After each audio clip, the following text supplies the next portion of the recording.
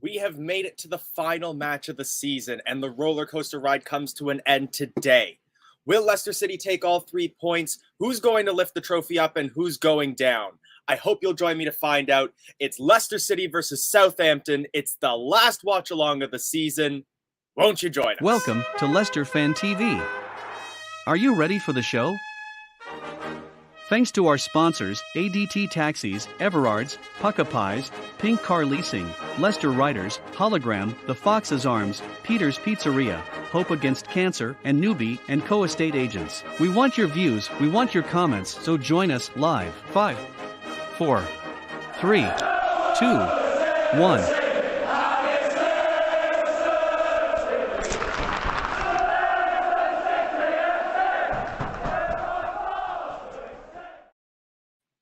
Yes, hello. Thank you for joining us this afternoon. Good morning from here in Canada, and thank you all for joining us throughout the season. And it's going to be an absolute cracker today with all of the matches in the Premier League going on simultaneously. We'll be keeping you up to date on those scores around the league, as well as keeping you up to date on all the commentary for Leicester City versus Southampton. I see a few of you already getting your thoughts in. So before we jump into the lineups for Leicester versus Southampton, let's talk about the league settings as they are. So right now, there is still, of course, the title up for grabs between Liverpool and Manchester City. As well, either of Burnley or Leeds could go down. Top four also still up for grabs between Tottenham and Arsenal. So get your thoughts in on who you think is going to finish where. LCFC Grey, seeing that you're coming in with Man City as champions, Burnley to go down. And time to blame the refs, saying that Watford have been relegated, but at least we are still in the Prem. So I'm assuming that you're probably a Fox from Watford then. Let me also get the link in for any of you who would like to join us on camera. We will get into those lineups in just a second as well. Fee, good to see you tuning in. Let me get that link in there as well for any of you that want to join us before the match starts as well. We have just over 20 minutes to kick off. Let's talk about the lineups, because for those of you who have been calling for Brendan Rodgers to do a little bit of experimentation, boy, has your wish been granted today. Leicester City lines up with a 3-1-4-2 formation. First time I have seen that, at least in my memory. Kasper Schmeichel starting in goal. 3 defenders consisting of Johnny Evans, Wesley Fofana, and yes, I did not mess up this graphic, Kieran Dewsbury Hall. listed by two different sources that I've been checking as being a center back in today's match. Papi Mendy plays as the defensive midfielder in the middle, a front four flanked by Timmy Castagna and James Justin, with Yuri Tielemans and Madison in the middle, and a strike partnership consisting of Harvey Barnes and Jamie Vardy. So yeah, a confusing lineup for me as well. I'm seeing, Nick Moore, you're saying it's going to be a 4-3-4.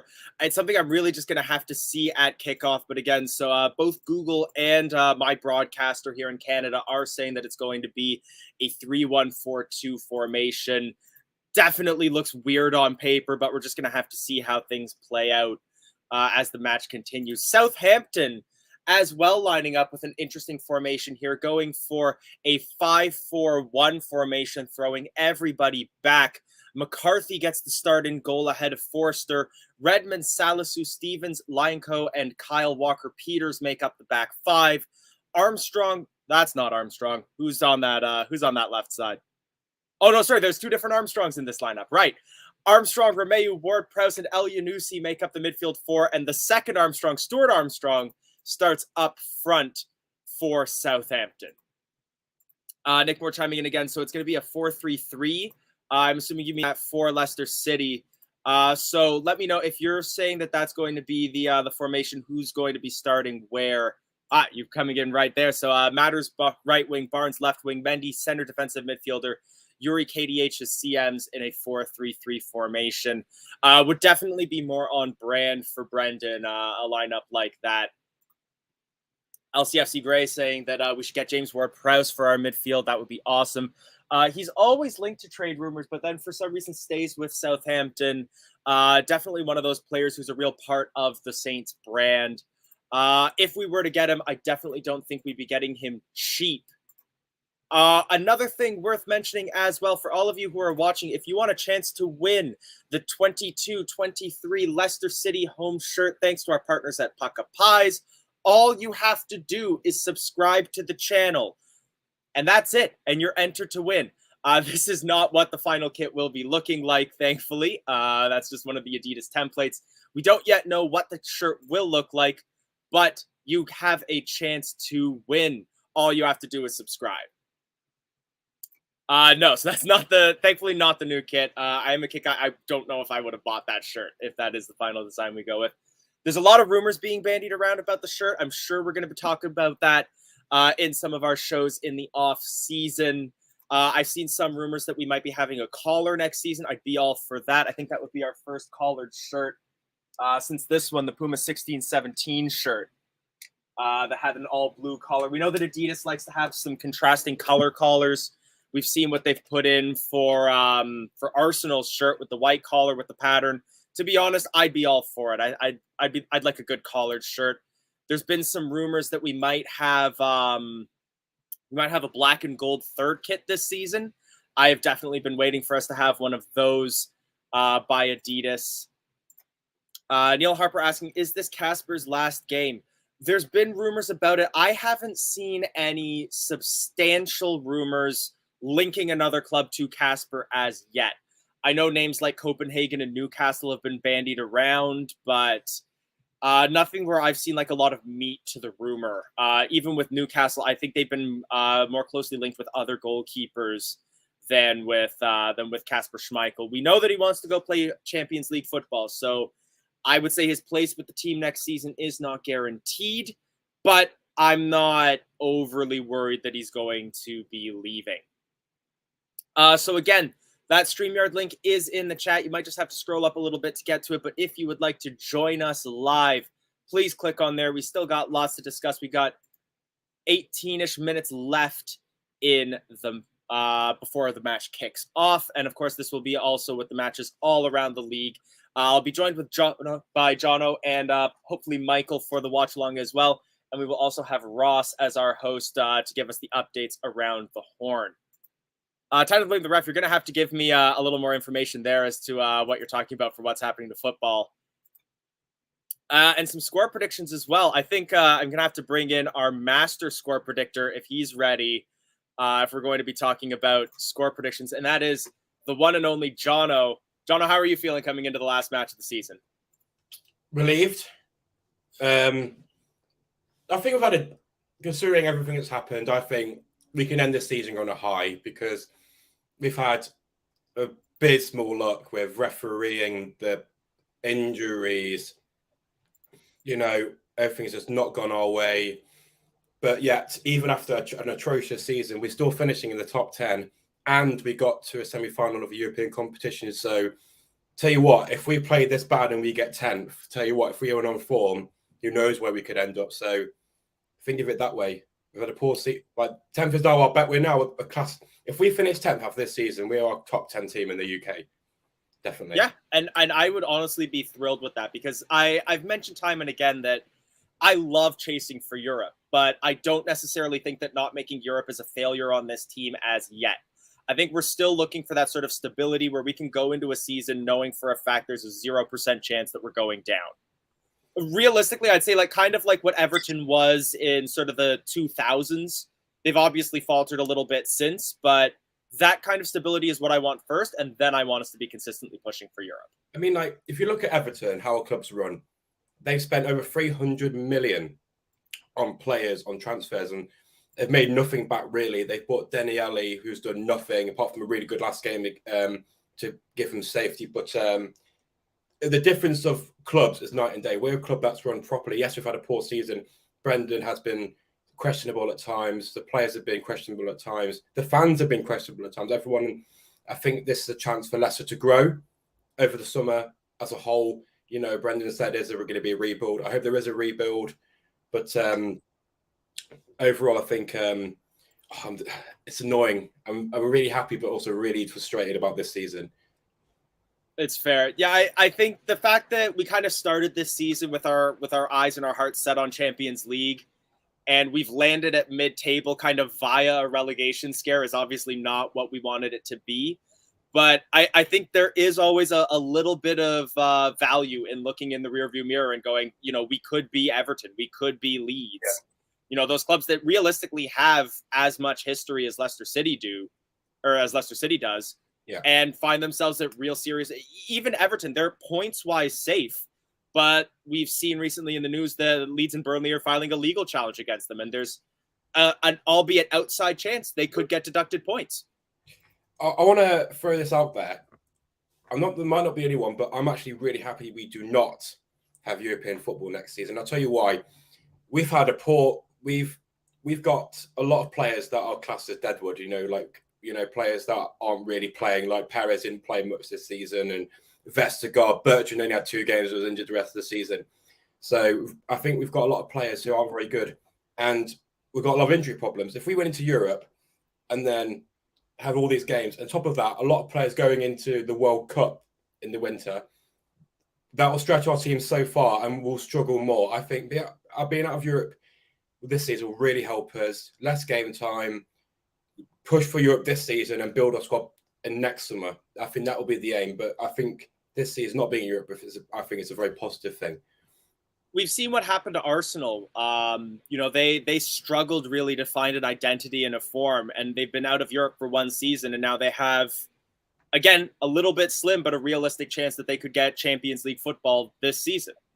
So I kind of agree with you on that it might just be good for, especially if we're eyeing down a rebuild, to have a season where all we're focusing on is those domestic competitions and chasing silverware. I mean, I'm still disappointed. I'm saying, I'm happy we didn't get it. I'm disappointed. I'd love to have won the Conference League. However, now we're out of it, and now reflecting on the season as a whole, I think it'll be the best thing for us to help us grow in order to be out of Europe and only play domestic competitions. Peter Davis asking for me to show today's team again. I would love to get your thoughts on. We've been having some discussion in the comments about it, but this is, in my opinion, the strangest Leicester City lineup I've ever seen. Two different sources of mine showing that we're playing a 3-1-4-2 formation, including Kieran Dewsbury Hall as a center back and Harvey Barnes as a strike partner to Jamie Vardy. I mean, Castagna as a centre mid is questionable. Justin Castagna. Well, Castagna's going to be a right mid, isn't it? I mean, a left wing. So, but Dewsbury Hall in centre back now. I don't know if he's dabbling with that, but Barnes maybe as a striker, maybe he's looking at that because maybe he doesn't want to buy a striker but convert a current player into a striker. But Jude Mahal centre-back is the most questionable decision of today's lineup. I really don't see a reason why we would need to convert Barnes into a striker. When we've seen how well he does on the wing, he's a good foil to Mark Albright, and they can sort of be there when the other one is out of form. And we do have two other strikers in this team that when they have their heads about them, Patson Daka and Iheanacho can perform. They've just struggled to find their head this season. Yeah. What also frustrates me, well, not frustrates, but kind of worries me is Sunchu's on the bench. If he's on the bench, he should be fit enough to play. And why is Sunchu not playing when Kunji's in centre back? I mean, is that showing that Sunchu's definitely going, or does he not rate Sunchu anymore? It wouldn't surprise me, because that gives me shades of Mark Albright and his left back, and Phil Benkovic couldn't even get on the bench, and then he was gone a few weeks later. I mean, Brendan, remember when we lost to Forest? I'd rather not. No, but when we lost to Forest, Brendan came out, and that's when he stated there's going to be a rebuild and get rid of players. The game after, Sunchu and Tielemans on the bench. Like, they didn't play. This is springing vibes of, are they going to stay in the summer? I mean, stay after the summer. Now, I'll be honest, I'm one of those people that I've been seeing a lot of people saying, this is Youri Tielemans' last game, and I am not saying that I don't think that that's the most likely thing that will happen, but we've seen other statements given, like Brendan Rodgers saying that he wants Tielemans to be at the center of the rebuild. We've seen the fact that Youri Tielemans still hasn't given any updates with regards to either staying at Leicester or an overt desire to leave the club. All he said is that he hasn't settled his contract yet. Do you think there is any chance of Tielemans staying with this club next season? Well, we can do an Mbappe and throw money at him like no one's business. But I think Brandon's saying that because maybe it will show Tielemans how important it is. Well, he's not shown that this season. He's not been. Kundra Mahal for me has been, and Maddison have been the catalyst of the lack of success we've had, but the success we have had, they've been a part of it. But Tielemans went on it. If he signs the deal, I think that will set his mind, and then next season we'll see his true potential. I like that. And honestly, I would love to see it. The only thing that would worry me about Tielemans re-signing, if Tielemans stays but doesn't sign a new contract, I'm worried about letting him go for free. I'd love it if we could get him to sign like a short extension so that even if he does leave next season, we can still get some money for him. I think the club will sit down to him after this game and go, look, the season's finished. Are you staying or going? Because if he does stay, then I'm like, and doesn't sign the contract, I'm like, you're just here just for the money and then trying to get a deal or prove yourself. But the club won't let that happen. He's worth too much money and too young not to just let go on a free. Michael, I just gonna say in our internal chat, we've sent the link over. Make sure you can get on here for the Watchalong itself. Neil saying, yeah, no chance for Tielemans. Fee saying, yes, there's a chance. Gray saying his heart's gone and he's looking elsewhere. So, yeah, I mean, definitely opinion is split on Youri Tielemans. I think the only thing that I will say to sort of close that debate at this point will be that if he does stay, I do think the fans will get behind him for another season. Oh, absolutely. Like, he is a quality player, but I think the contract situation and him, the idea of him going to a bigger club is messing with his head. But as Michael said, he's been so poor. I think you can count on your fingers the amount of good games he's had all season, let alone, being maybe to build around. But with Brendan, I'm not Brendan out yet, so whatever he says, I'll go with. So if he's saying that he's going to build a whole team on Tielemans next season, I believe that he could stay. Exactly. It's the kind of thing that if Brendan was confident that Youri would be leaving, saying something like that is the kind of thing that will unsettle the dressing room. If you're saying like, oh yeah, I think that the player I want to build the team around is this player that all of us know that is that's going to be leaving. Players are now in the tunnel as well. Not sure if those were mascots that they were with or if the players are all bringing their families into the tunnel and all their kids. for the final match of the season. I know they were saying that the players and their families are going to do a prolonged lap of honor at the end of this match for all the fans, for all their support they've given this season.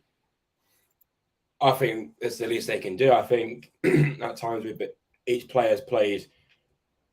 I think we've not had one player all season has been consistently good. Dewsbury Hall's had a really good season, but only half a season. Casper's played the whole season, but again been poor for a lot of it. Against Chelsea, he was outstanding against Chelsea. I think that the fans deserve a good, say thank you for the support we've given them over the season. It's one of those things where, through the thick and the thin, you got to get 100% from both your supporters and from your team itself. Now let's quickly. Oh, sorry, I didn't mean to cut you off. No. Ross needs to come in and talk about the salad. Exactly. I was just about to say. So let's talk about the league as a whole, because if I recall what I was reading correctly, this is the first season in the Premier League era where every single position in the table is up for grabs. No team is guaranteed to stay in the same position at the end of full time as they are in right now. What about Chelsea? No, there's some that are very slim chances, but Tottenham could hop Chelsea. It's just it's a 20-something. Oh, come on! They've got if Chelsea lose 11-0 and Tottenham win 11-0, then maybe. But Chelsea are third. I'm talking like it's a zero. It's a 0.1001 chance, but it still exists. But mathematically, every team can still move.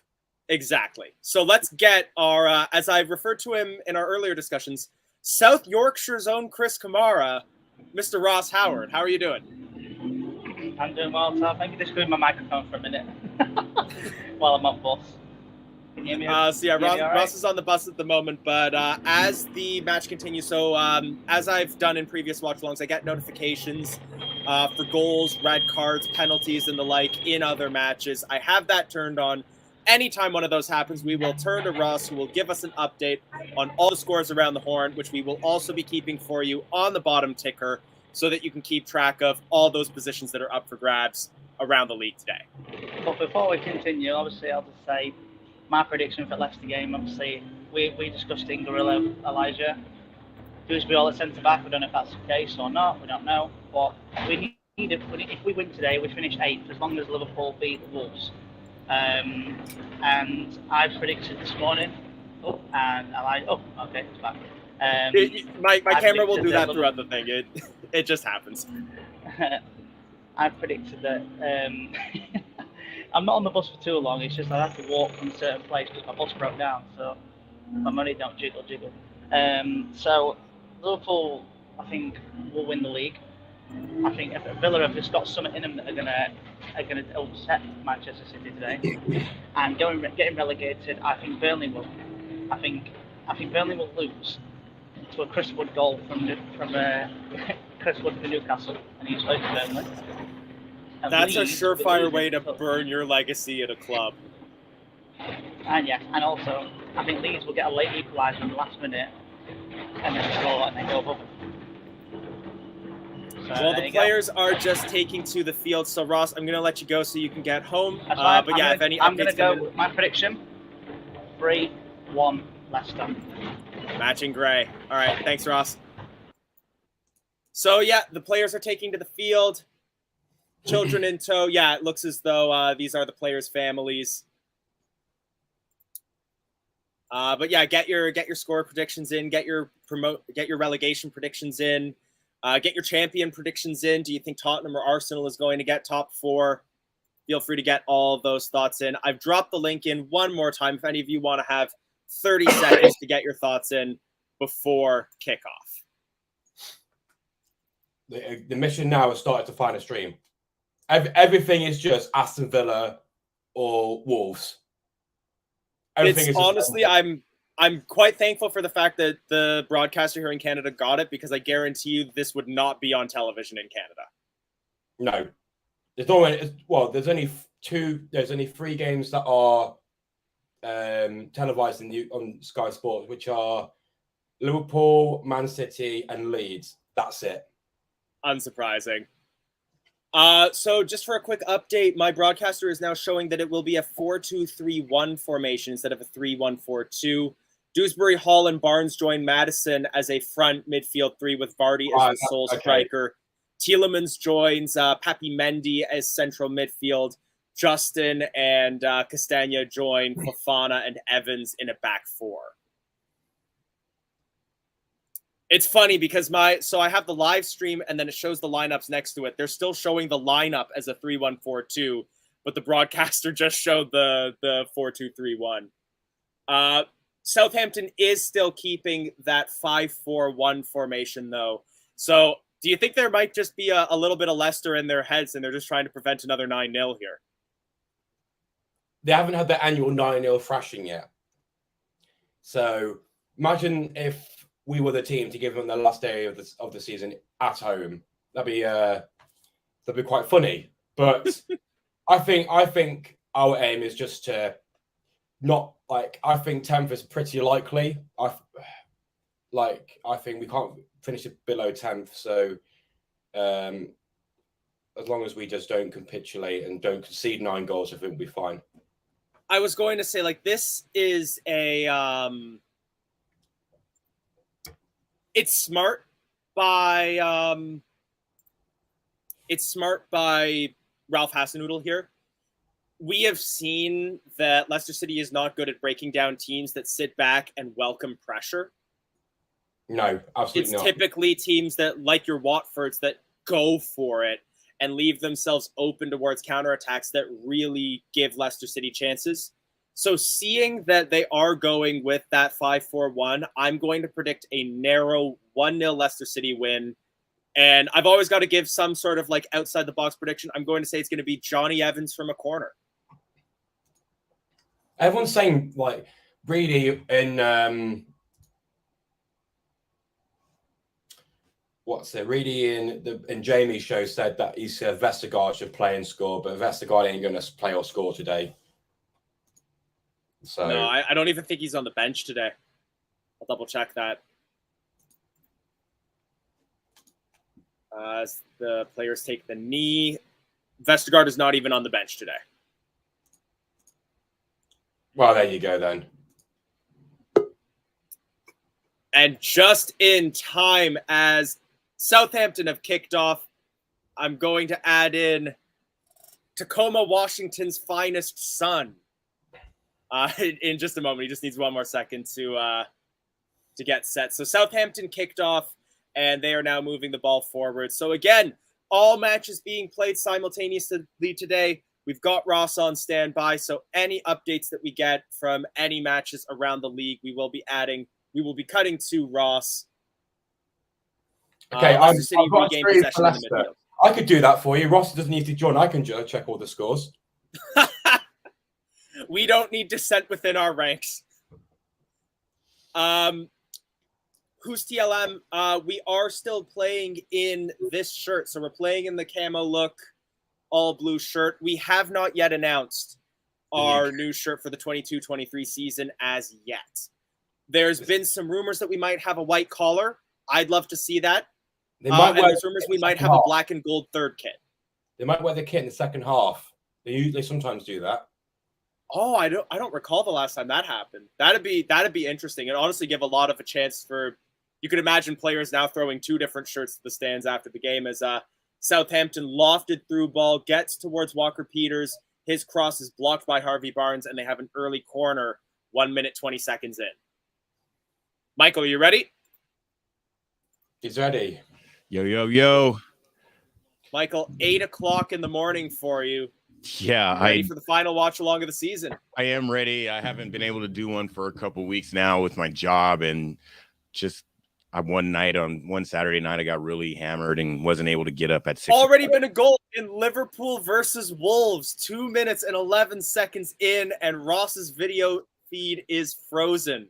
So I'll give you an update on that once my text feed updates. Yeah, Ross has been dropped, unfortunately, but I will let you know who has scored in that match. But we have our first goal, and it's between Liverpool and Wolves. And we didn't concede from a corner. That's true. Can we? You know what? So to celebrate the end of the season, last watch along, I've got the Foxes party rings. Every corner we successfully defend, I will celebrate with a party ring. You won't be going through much of that packet then. You hush. Ooh, great ball down the sideline. I think that's James Justin on the ball. It's Fofana. Armstrong putting him under plenty of pressure, holding up near the corner flag, and it is out for a throw-in. First party ring. Wolves are winning 1-0. It was Pedro Neto. Unbelievable. Wolves are winning. The Wolves. Ball. Their chance of hopes is now slim. I mean, if we finish 8th this year, if we win this game, there's just so many matches this season where we had 3 points and we threw it away, and it's just going to be very disappointing that we're not in Europe again. The Etihad must be going absolutely Long crazy. throw-in comes in from Southampton, headed away by Johnny Evans, but only as far as the Southampton man. Another cross comes in, and it's corner number 2 for Southampton. Ooh, boys are under pressure. Stadium's packed, though, for the final Is it? match. I need to check who is Southampton's second Armstrong. So they have Stuart Armstrong and they have Adam Armstrong. Can I get this open? I should have brought my clapper down from the Villa game. Oh, I haven't Corner comes in, successfully defended by Fofana, out as far as Redmond. Redmond crosses back in, found by El Yunusi. Well tackled. Tielemans under pressure. He slips, maintains control of the ball, and will clear it as far as Redmond again. And Southampton keeping the pressure going. Oof. Southampton keep coming forward. Appeals for a handball off Papi Mendy. Papi Mendy gives the ball away. Southampton coming forward. Pass intercepted and finally cleared by Fofana. And that gives me time to thank Gray for his £5 super chat. Thank you so much. It's been great hosting the watch-alongs this season, and thank you all for joining us throughout. You now need to have Southampton on the attack again. Armstrong sends a cross in, and it's cleared by Fofana. Now, we did successfully defend another corner, so another party ring has to come out at the next break in play. These are hideously stale as well. That's my old packet. I picked up a new one and forgot that I still had the old packet here. Madison now looking to start a counterattack. Long ball finds Harvey Barnes. He has Vardy to his left. He has Dewsbury Hall to his right. It's Vardy. He tries to play it low and across, and it's well defended by Stevens and out for a corner kick. Good play. Good, quick-moving play. Yeah, I we think Harvey was behind that line of 5 defenders. I think Harvey was a little indecisive when he first got the ball. He should have released Vardy right there, but a couple more dribbles. Promising, though. Promising. 5 minutes in. Let me also update that around the horn banner. So we have our first score of the day, and that is Wolves 1-0 up at Anfield. Reach, I had a dream to give me a football stream. Matters crosses it in. It's headed up. It's Tielemans. It's blocked. Could have been his last goal. Goes back to Madison. Tries to get past Stevens. Crosses in. Headed over the bar by Timmy Castagna. Oh, Timmy. He's like 4 yards from the... Oh, my goodness. So close to goal. McCarthy had no chance there, but he just can't get it onto his forehead. It's just a little too high on his head. Box. He's inside the penalty box. Oh, my He's inside the 6-yard box. Yes. Or he's inside the 6-yard box. Oh, my goodness. Timmy. The ball. All right, to give us a quick update, Ross, how was that goal at Anfield?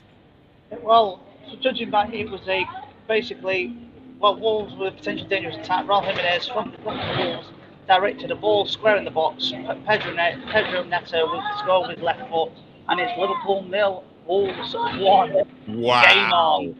Wow. Thanks for the update, Ross. We'll also get Ross on full time once he can get back home as well. His bus broke down earlier today, so he hasn't made it back yet. James Justin on the ball now.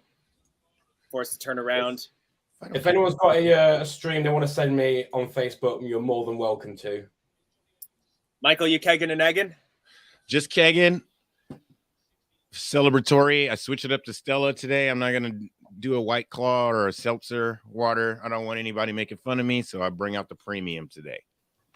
Southampton on the attack now, but Leicester City have numbers in defense. Out on the left wing, it's El Yunusi. He cuts inside, tries to set him up for a shot, but overplays his hand, goes to Romeu. Romeu plays it to Ward-Prowse. He's forced to go all the way back to the center backs. Southampton still in possession. Lionco. High ball from Romeu. Finds Walker Peters. Walker Peters plays a cross in. He's looking for Armstrong, but won't find him. And it's out for a goal kick. Oh, JJ needs to get out and stop that cross. It looks like he wasn't trying really hard on that one. JJ and Fofana have both been struggling to sort of assert themselves physically in this match. Just showing the replay there as well. And Justin just barely keeps Walker Peters on side by his shoulder there. And a quick update from my broadcaster says that Southampton have now changed shape to a 4-3-3 instead of that 5-4-1. Made it feel more confident now. Yeah, they feel like they can take it to us. Even Ralph. Definitely for this first 8 minutes, I'd say the attacking chance has been stronger for Southampton. No, that doesn't work. Ward-Prowse now with the ball. Oh, He's very calm at the moment. It's hours. Fucks. Cool in possession. Leicester City don't really want to break their shape. We forced them to pass the ball all the way back to McCarthy. Oh, and Vardy nearly forces a mistake from McCarthy there. Ooh. Intercepts the goal kick, and now Leicester City have the chance to counter. Oh. Southampton regain possession through El Yunusi, though, and are now passing the ball around the back. But scary moments there. McCarthy let himself get a little too comfortable. LCFC Gray saying that Justin needs to work on his positional play. Definitely that leaving that shoulder on side for Walker Peters did not help us there. He runs around really wild sometimes, it seems like, JJ. And he ends up in the box, but all of our fullbacks end up, in the penalty area a lot. But sometimes he's just looks like he's wild. Maybe it's controlled chaos, but it just looks wild. And Kasper Schmeichel hoofs the ball up. Castagna can only barely keep it in play, and Southampton regain possession. Big tackle there by Wesley Fofana. I don't know which Southampton attacker that was, but he is on the dirt now. Love to see it. BT Sport, man. Ball is out for a Leicester City throw. Here in the U.S., the Peacock, NBC, Universal conglomerate is playing every game today on some sort of regular cable network. So if you have cable, it's on Sci-Fi Network. One game is on Sci-Fi Network. One game is on National Geographic. Every single game is on TV today. I was about to ask if somehow football was on Bravo. I love that. It's on Bravo. It's on I think maybe A&E or something like that. It's just a bunch of all the NBC stations from their family. Some smart, quick play from Leicester, trying to play a through ball over towards Vardy, but it gets intercepted. And there has been a goal at Stamford Bridge between Chelsea and Watford. When the ball next goes out of play, I will send it over to Ross for the update. And it has gone out of play. Yuri Tielemans knocked over. So, Ross, any updates from Stamford Bridge? Yes. So, Chelsea won, Watford 0. It's a great goal from Kai Havertz. He finds the net with his right foot. And it's Chelsea 1, Watford 0, and Chelsea will secure third place. Here's Ross. Wow. Watford, they just deserve to go down and hopefully stay down. Because this Since yo-yo... hiring Roy Hodgson, I believe Watford has gotten 1 league point. Yeah, they deserve to go down for getting rid of Claudio. Realistically, they deserve to go down for getting rid of Xisco Munoz. Yeah, he did nothing wrong and they fired him. After what, 3 or 4 games? It was early in the season. I don't know if it was that early, but I think it was 8 games maybe. Yeah, that was bad. And they weren't even in a relegation spot at the time. No, Everton was, and they still are. They did that the last time they got relegated too. Didn't they sack Pearson when they were in, I think, 16th, and then they got relegated? Right. Leicester City just passing the ball around in midfield right now. Castagna Sends the ball to Madison. He tries to get past Romeu, but he can't. He's forced to play the ball back to Evans. Southampton has a really good shape, and it looks like. See, I just rewatched that Chelsea match again, and I think that we took some really big strides defensively, and I also think that Madison, man, he's given Castagna in some space. Sorry to cut you off. He plays the ball low across the area, and it's dealt with by Southampton. It's out for a Leicester City throw. Look at that. 3 players in the box ready to receive the cross. I love it. And that's what I wanted to say. Like, we, in that Chelsea game, we maybe got some ground. And how are we going to break down the teams that are, having a really good shape in the low block or a mid block or however? Madison's the man, dude. I love him. I think definitely what we're seeing here is a much more disciplined Southampton side. Than I think even we saw in the other match this season at St. Mary's. Yeah, they're always good for a 9-0 though. Let's not get there's always that chance with Southampton. But let's not forget that we have just as many defenders from Southampton from that 9-0 loss as they do now. Absolutely, and they cannot see the pitch. Southampton interceptor now on the counterattack. Through ball, finds Armstrong, who slips in the penalty area, and Casper will collect that ball. Is there any chance? JJ, good defense. I guess we can't stream it on Discord, can we? Marshalling. No, or at least my broadcaster doesn't. Michael might be able to, but yeah, DAZN shuts off if I try to share my screen. Yeah, last season I was doing Zoom and showing the game, and but I can only do it if I use like He's Goal or a Ronaldo7.net. But if I use Southampton unrelenting here, they're coming forward again. Salisu passes the ball towards Ward-Prowse. A lot of back and forth. Back to Salisu. We forced them to turn around. Good back to Ward-Prowse. And he's forced to play it back towards the center backs. Sorry, I've been ignoring the comments there for a quick second just because this has been an exciting game. Slavic saying victory for Leicester to get 8th place. Rojo saying when we stuffed them 9-0 last year, the first goal wasn't until 10 minutes in. So there is still time. Asking what was the last game I went to. So I actually went to the 0-0 Aston Villa match this season, and that was my first match at the King Power. I haven't talked to you since you went to Leicester. How long were you in Leicester? For like the whole day or just for the match? Yeah, I took not the first train because that train left London at like 4:30 in the morning, but I took I think a 7 or 6 o'clock train. I was in Leicester from like 9 o'clock to I think 9 o'clock. Oh, okay. Great city, huh? You like it? Oh, I loved it. There's been a goal in Norwich versus Tottenham. Ross, give us the update from that has been a goal, and it's gone. Oh, sorry, I'm just out of breath. There's been a goal. Tottenham have scored, and it's gone to. But unfortunately, it's gone to Tottenham. I'm trying to find out the goal scorer. I don't know. I don't know who scored yet. Ross, is it unbelievable? Unbelievable, Elijah, honestly. My first Chris Kamara of the day. It is. The goal scorer is Dejan Kulusevski. It was Tottenham basically taps in the ball with the right, and easy finish for him. Shot from a distance there by Harvey Barnes, narrowly misses the Southampton goal. What a good find by Madison, though, with the outside of the boot. Harvey's like totally isolated out on the wing. But he takes 2 dribbles and just fires. I want Harvey to take his man on. Also, just to quickly engage with this comment. So I was there with my mother.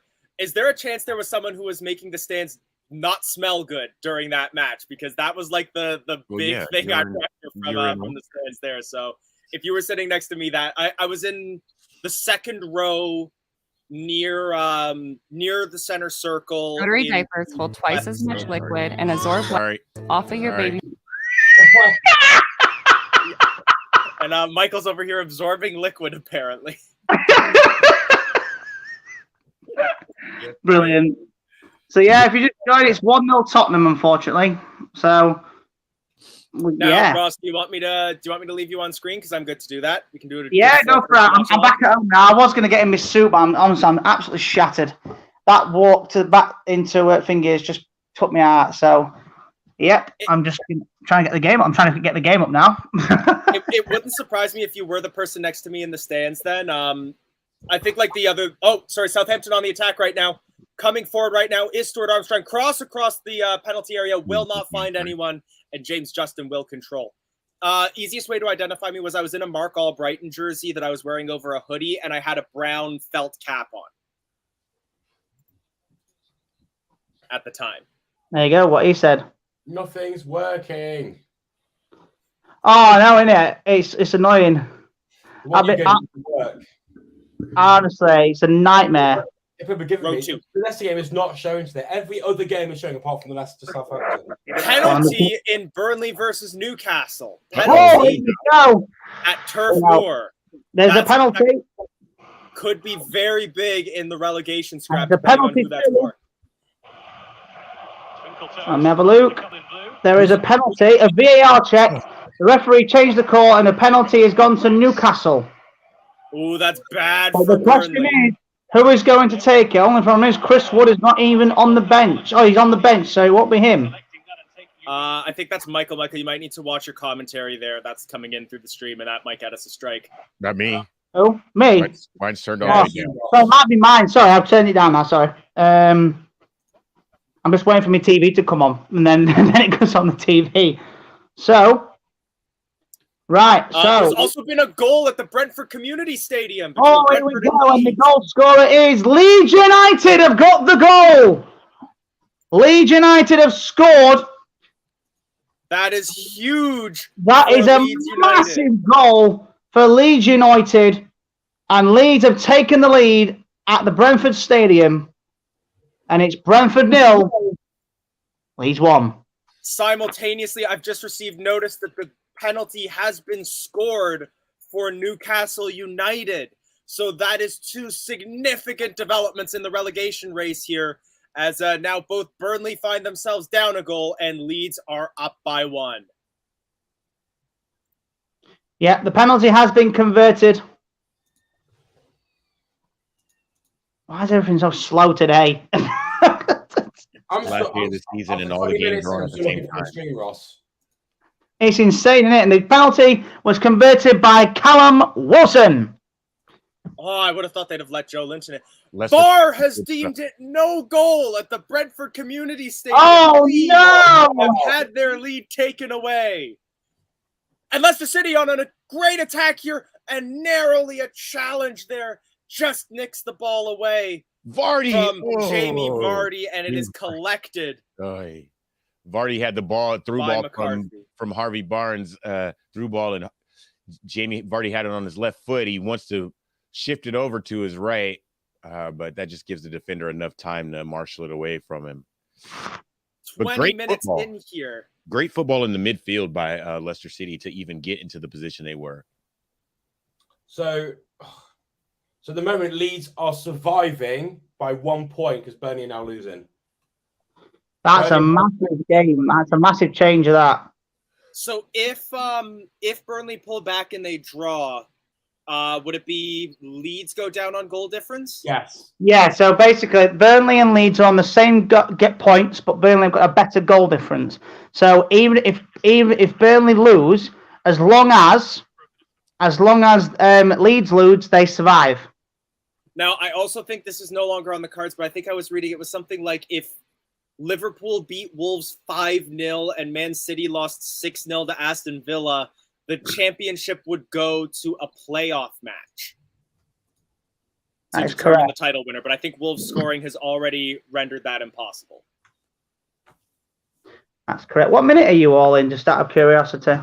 I am 21 minutes 42. I had a farm one, but it's like right slow.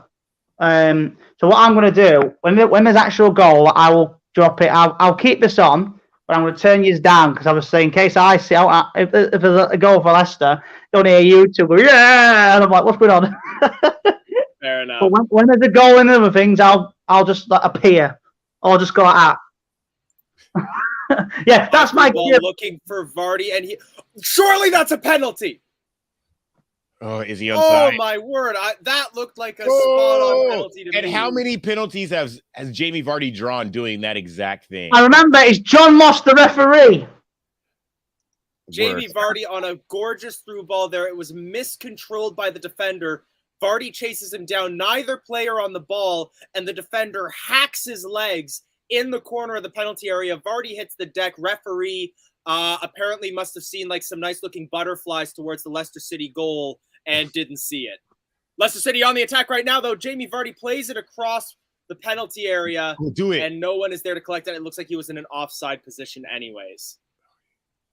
They all thought just showing a replay here now, and it was Lion Co. Looks as though he may have clipped the heels of Vardy, and his momentum pulls him to the ground. Ooh. Nothing given, though. No review either.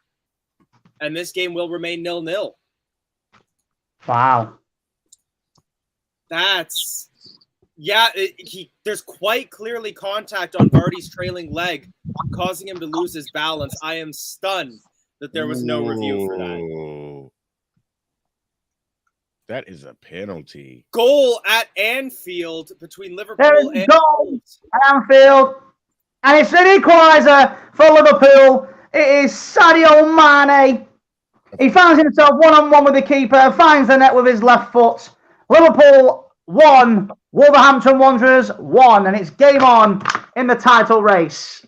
The quadruple is still on for Liverpool now. They just need a goal and then a goal for Aston Villa. Maddison slips and Southampton regains possession as they look to come forward. It's El Yunusi, gets past his man, passes the ball across, and a great tackle on Armstrong there, regains possession for the Foxes. A lot of slipping the last month or two at King Power Stadium. I don't like it. Could be maybe an overwatered pitch today. Could be something to do with the surface itself. There were a fair few slips at the Aston Villa match that I was at as well. Yeah, it's been a couple of months now where everyone's just can't keep their footing on. They don't got the right spikes in, or I don't know what's going on. McCarthy goes out for a throw into Leicester in the midfield. And there's just a lot of fighting for possession in this midfield third. James Justin slips as he tries to play a through ball. This is ridiculous trying to find one. Honestly, it's insane. Oh, Jamie Vardy collects the ball. He's tussling with the defender, and it is cleared by Salisu. Good chance there for Vardy. What minute is he in? I'm at 25:08. Right, I'm going to drop out, but when there's a goal, that's the signal. There's been a goal anywhere. So, yeah. If you could drop me out, Elijah. Yep. Well, Ross, I have to add you back in because there's been a penalty at the Emirates between Arsenal and Everton. There is. Let's find out. And it's basically Alex Iwobi, who's a former Arsenal player, has handled the ball in the penalty box. But the referee is uninterested. It's a penalty to Arsenal. All right, so Ross, I'll drop you back out, but you let me know once that penalty has been scored or missed. You got to move there's the ball. Your update around the horn. A penalty at the Emirates as Kasper Schmeichel holds possession and tries to find Castagna, but finds the Southampton player as he so commonly does with his distribution. It's headed out for a throw. He's a class goalkeeper, but cannot distribute the ball. Well, that ball to Castagna for Maddison's goal against Chelsea was sublime. Sublime. It might have been luck, but he did do it. Broken clock is right twice a day. That's right. Alex McCarthy now on the ball, passing around with the Southampton defender. Southampton want to move the ball quickly. Ross, the penalty has been scored at the Emirates. Who has the goal? The goal is, let's find out. The goal scorer was, why is everything so slow today? Everything's just going wrong. And it was Gabriel Martinelli with the penalty. And Arsenal are chasing that path. All they need now is Norwich to get 2 goals, and they'll be in that Champions League spot. Cheers, Ross. I wonder how many games this season Norwich has scored 2 goals. Not many. Yeah, probably not too many. Well, to be honest, Norwich have only scored 23 goals this season. Wow. That has to be some sort of record. Now, do you think either Farke or Dean Smith can be blamed at all for that, or does that just come down to Norwich just didn't have the quality they needed this season? Put that in perspective, Man City have scored 96. El Yunusi on the ball right now for Southampton. Again, just a lot of midfield tussle going on here. Bit of a combination of the fact that there's not too much in this match and so much going on around the horn right now. But Southampton, a great ball to Walker Peters that he controls at first, but then slips. Yet another slip here that costs a team possession at the King Power. Through ball for Dewsbury Hall. He's looking for Vardy. Vardy is in a chase down right now with Lionco. And Lionco makes the tackle to dispossess Vardy. Ooh. So as it stands, Burnley have now slipped into being relegated. Top 4 still remains the same. In fact, top 7 still remains the same with Tottenham and Chelsea's drawing. But we are still 9th. Nothing has changed around us. So if we win now, we can still. If Wolves and Liverpool say a draw and we win, we'll go to 8th. So let's hope that stays the same. I'd take it at this point. I would love to be on 50 points, man. Being 40 something is like, ugh, we just survived relegation. 50 something is nice. That's fair. Tielemans on the ball right now. C coming in saying more slips than Steven Gerrard on the King Power pitch today. Give me a football stream. Tielemans on the ball, passes to Castagna. Leicester City coming forward right now. Castagna, beautiful ball to find Maddison, who tries a cheeky backheel pass, no look to find Jamie Vardy, and it almost comes off. And now Southampton on the counterattack. Open space right now for El Yunusi, but Leicester City do well to get back in numbers. El Yunusi cuts inside, passes the ball towards Armstrong, and that is a good try between the posts, well over the net. Whew. James Ward-Prowse, we can't let him get that kind of space at the top of the 18-yard box because he will put it on target. I think. You're right. Sorry, I read that as a number 9 on his back, but that was James Ward-Prowse, not Armstrong. I think the ball might have just taken a bobble right before he struck it, but I mean, good play from Southampton. Good ball down the line. Southampton. JJ recovering run. Ball motion just not setting the way that Ward-Prowse would have wanted for that. 30 minutes into this game. Dewsbury Hall in possession now. Ross, there's been another goal at the Emirates. Oh, has they? Let's find out. Oh my God, you're the worst at this, Ross. No, because no. I don't know. No, because there's been a sending off at the Emirates, Ross, but for who? I don't know, Elijah. Because I'm doing it this way, but currently got the game on that Chromecasting it that way. Obviously, I'm not going to show you, obviously, but that's the only way I'm going to watch this at the minute. So, hang on, does it let me? Oh no, it doesn't. It takes my camera off. So, I'm going to have to find something else to find the results on. All right, well, I'll cover for us right now. The goal has been scored by Eddie Nketiah. Eddie Nketiah for the goal for Arsenal. Cheers, Ross. So Arsenal have got guaranteed 5th. So do you think I want Spurs to spot it, man?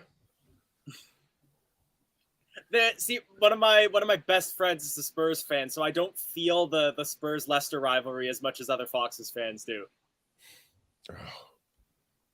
Happy Mendy passes the ball onto the wing towards Harvey Barnes right now. He wants to cut inside. He wants to pass that ball towards Dewsbury Hall, but he's well marked.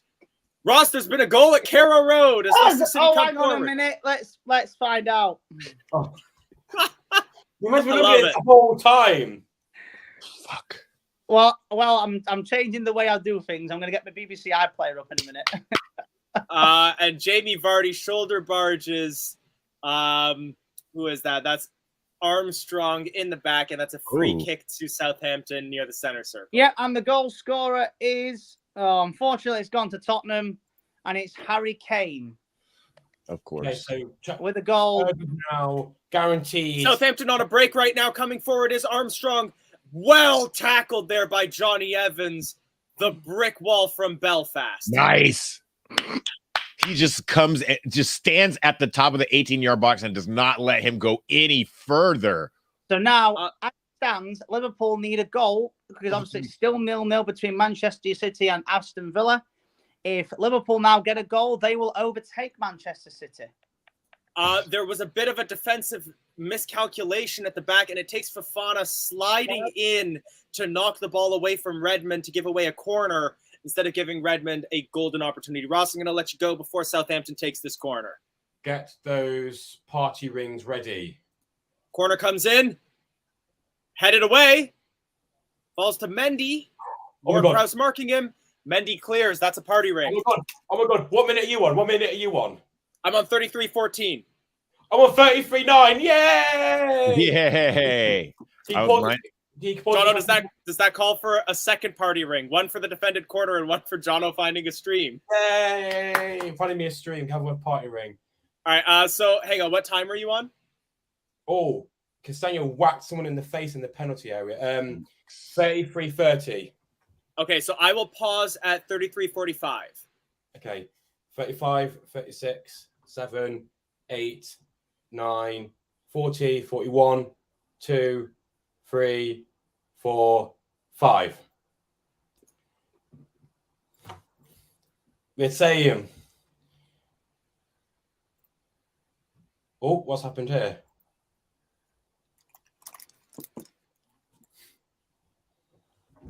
I've realized the problem is these party rings are quite dry, and I need to They're commentate. normally quite dry. They're biscuits. You need a drink.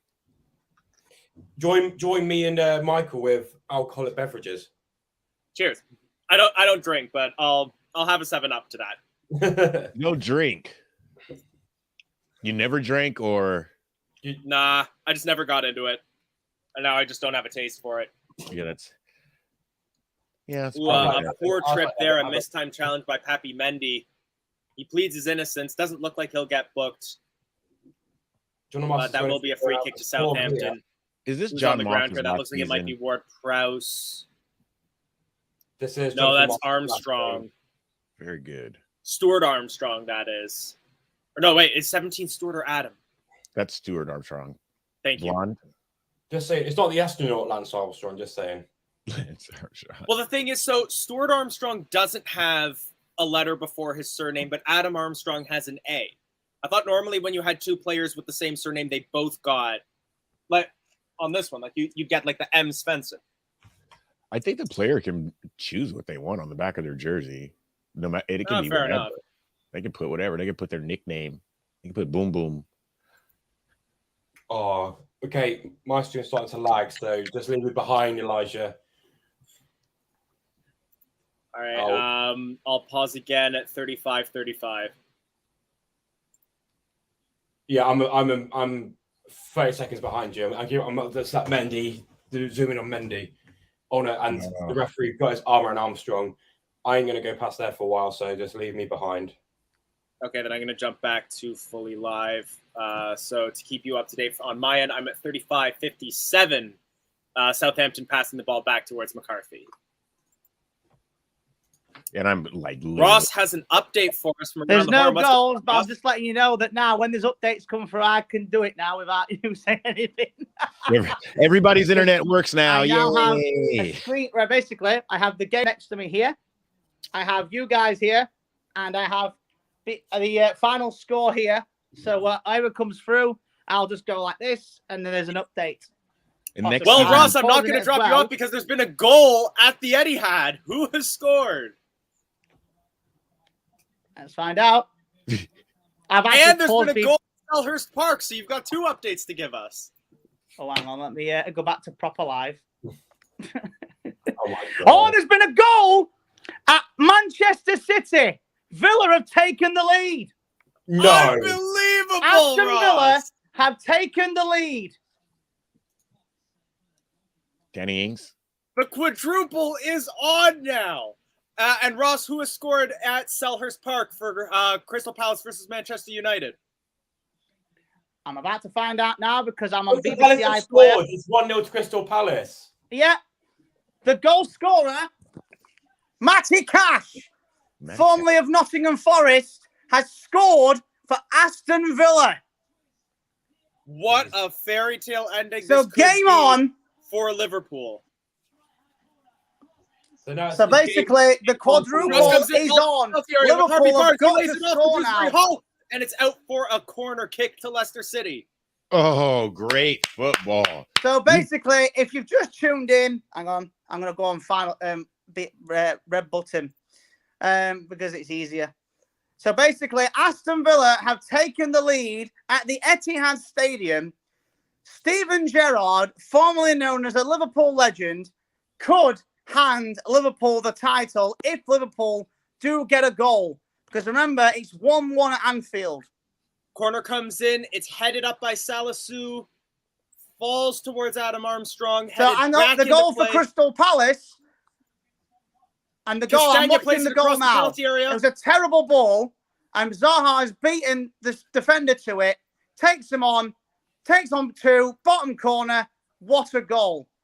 I'm watching the goal now. Zaha scores. So now, West Ham United, if they get a goal now, West Ham will overtake Manchester United in the Europa League qualifying spots. Wow. And Manchester United drop down to the Europa Conference. Cheers, Ross. Thanks for the update.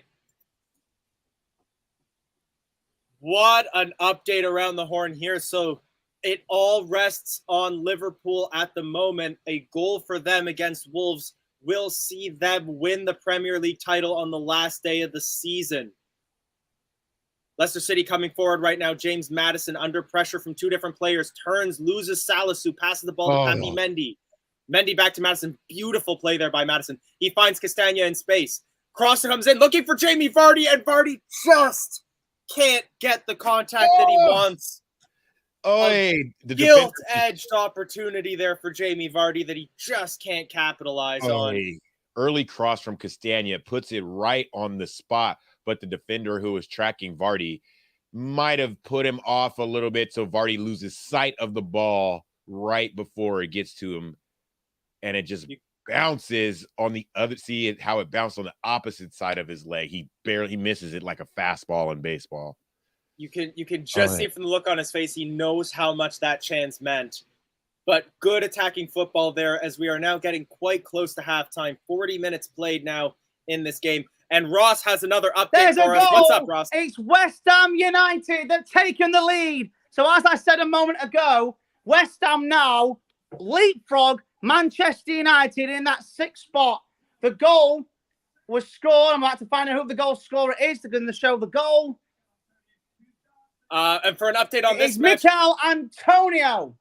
Mikel Antonio, 40 minutes on the clock. 5 at the Amex. It's Brighton 0, West Ham 1. And I'm about to let's have a look at the goal now. So it's a front. Obviously, I'm not going to show. I'm just going to describe it to you. It was a great Mikel Antonio beats one. So left foot shot. Oh, boom, shakalaka in the bottom corner. And West Ham, if it stays like this now, will be 6th place. And in that Europa League qualifications, Man United, well, Ronaldo will be in the Europa Conference. So as it stands, Brighton 0, West Ham 1. Come on. Boom shakalaka. Thank you, Ross. As Leicester City come forward now. I think that's Harvey Barnes. He just can't make either his cross or his pass to Dewsbury Hall. Southampton will clear. Oh, Johnny Evans should get a yellow card. Oh my days. That you're getting booked for that, Johnny Evans. He literally he's sick of it. He's been getting bullied all game. Did he not get booked? He's not getting booked because he's going to say he was tripping over the guy who was being physical with him at first. And true. It looks as though Adam Armstrong wants to take home Johnny Evans' shorts and knocks over Johnny Evans, who then falls right into the path of Adam Armstrong, who trips over him. Right. But the way he falls into him is like this. He totally just pushes him on the ground. Yeah. I will say, I think Evans a little lucky to get away with that. Yeah. John Moss, though, he's a referee, so I can't wait. And, Southampton decides to give that ball to a fan, and it is out for a throw into Leicester City. I don't know if you guys noticed, but Adidas, there was an Adidas advert in blue on the electronic board. I did see that. It was like a baby blue and a gold color, wasn't it? Yeah. There's no way we would have a home shirt in that color. That's too Manchester City-ish. You got no one in the stadium to see it, so we did have a mint kit this year, and that was true. It could be a teaser of the away shirt. I didn't think about that. But I think we'll release our kit in the next few weeks. We won't release ours yet, or they could bring out at half time.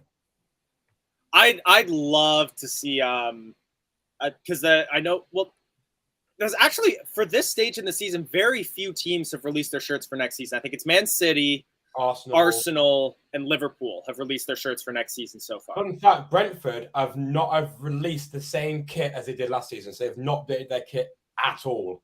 The Southampton kit that Brentford has? Oh, it looks like Southampton. I know. No, Brentford have not updated their kit. They've got exactly the same kit as they did this season for next season. And for what it's worth, I'll applaud that. Good play by Brentford. They said they were doing it partly for environmental reasons. They don't need to make as much product, right, and also to save their supporters some money. Here in Seattle, the Sounders, they don't make a kit every year either, and the new kits are made out of like all recycled material and stuff like that too. Big thing I will also say, because I know your team and my team are rivals-ish in the MLS. Mine is a better team, though. I'm not even going to argue that. You're leaps and bounds away from Toronto now. Seattle's shirts don't miss. You guys have great kits every season. We're not talking about American soccer or basketball or... Well, Jono, you're outnumbered. American soccer. If you want to level the scores, you have to put Ross back on screen. American soccer. Fine. I think he's fine doing analysis. What's this? What was this debate? We put 60,000 in a stadium like every other week in Seattle. You know what I'm saying? Fight and win. The atmosphere is about as much use as going to Old Trafford. Attack. Great defending by Fofana, but terrible. Yeah. Terrible. You've never been to a game. Honestly, do you know what? In September, the wrestling is coming to the United Kingdom, and it's going to absolutely blow the roof off in Cardiff, in Wales. Wrestling, huh? I guarantee it, right? Honestly. Do you know why it's going to? Because our fans are the best fans in the world in general, whether it's any sports. That is true. British Sebastian Giovinco was like 24 when he came to Toronto. In all fairness, it was not a retirement home. As halftime has been called. Nick Moore, I have to disagree. MLS is a selling league now, not a retirement league. It is a selling league where players get developed. They play Route 1 football, and then they go and learn how to play. Yes, I have lost the plot. I ain't got a microphone. Right. So, as it stands, Liverpool and Man City on equal points. 90 points apiece at the top of the table, but Man City still get it because of goal difference. Burnley have slipped into the relegation zone after going down 1-0. And Man City have slipped down into the Conference League position after West Ham took the lead and Man City are losing to Crystal Palace. Once the halftime scores come in, I will reveal all the halftime scores. Nice. When they come through. Do you know what, though? Every game, right? Do you know what's interesting, right? Every single game matters, meaning something to play for, meaning Arsenal, they're challenging for fourth. Leeds, relegation. West Ham, conference. Liverpool, obviously, title. Tottenham, top 4. Manchester United, top 6. We were discussing before you came on that this is, I think, the first Premier League season in the Premier League era where every team had a mathematical chance of changing positions. Well, isn't Kickoff. every position in the table worth $2 million or like $3 million? 2.5 million per space. So if we go up to 8th, so if we drop to 11th, where we can mathematically go, we'll lose £6 million. Right. So yeah, every place is worth money. We want to win every game. We want to finish high in the table as we can, strictly for the money on the books. So we need to be. I think we need to have to win this, because if Liverpool and Wolves say the same, we'll go into 8th. So we have to. I think we have to win this.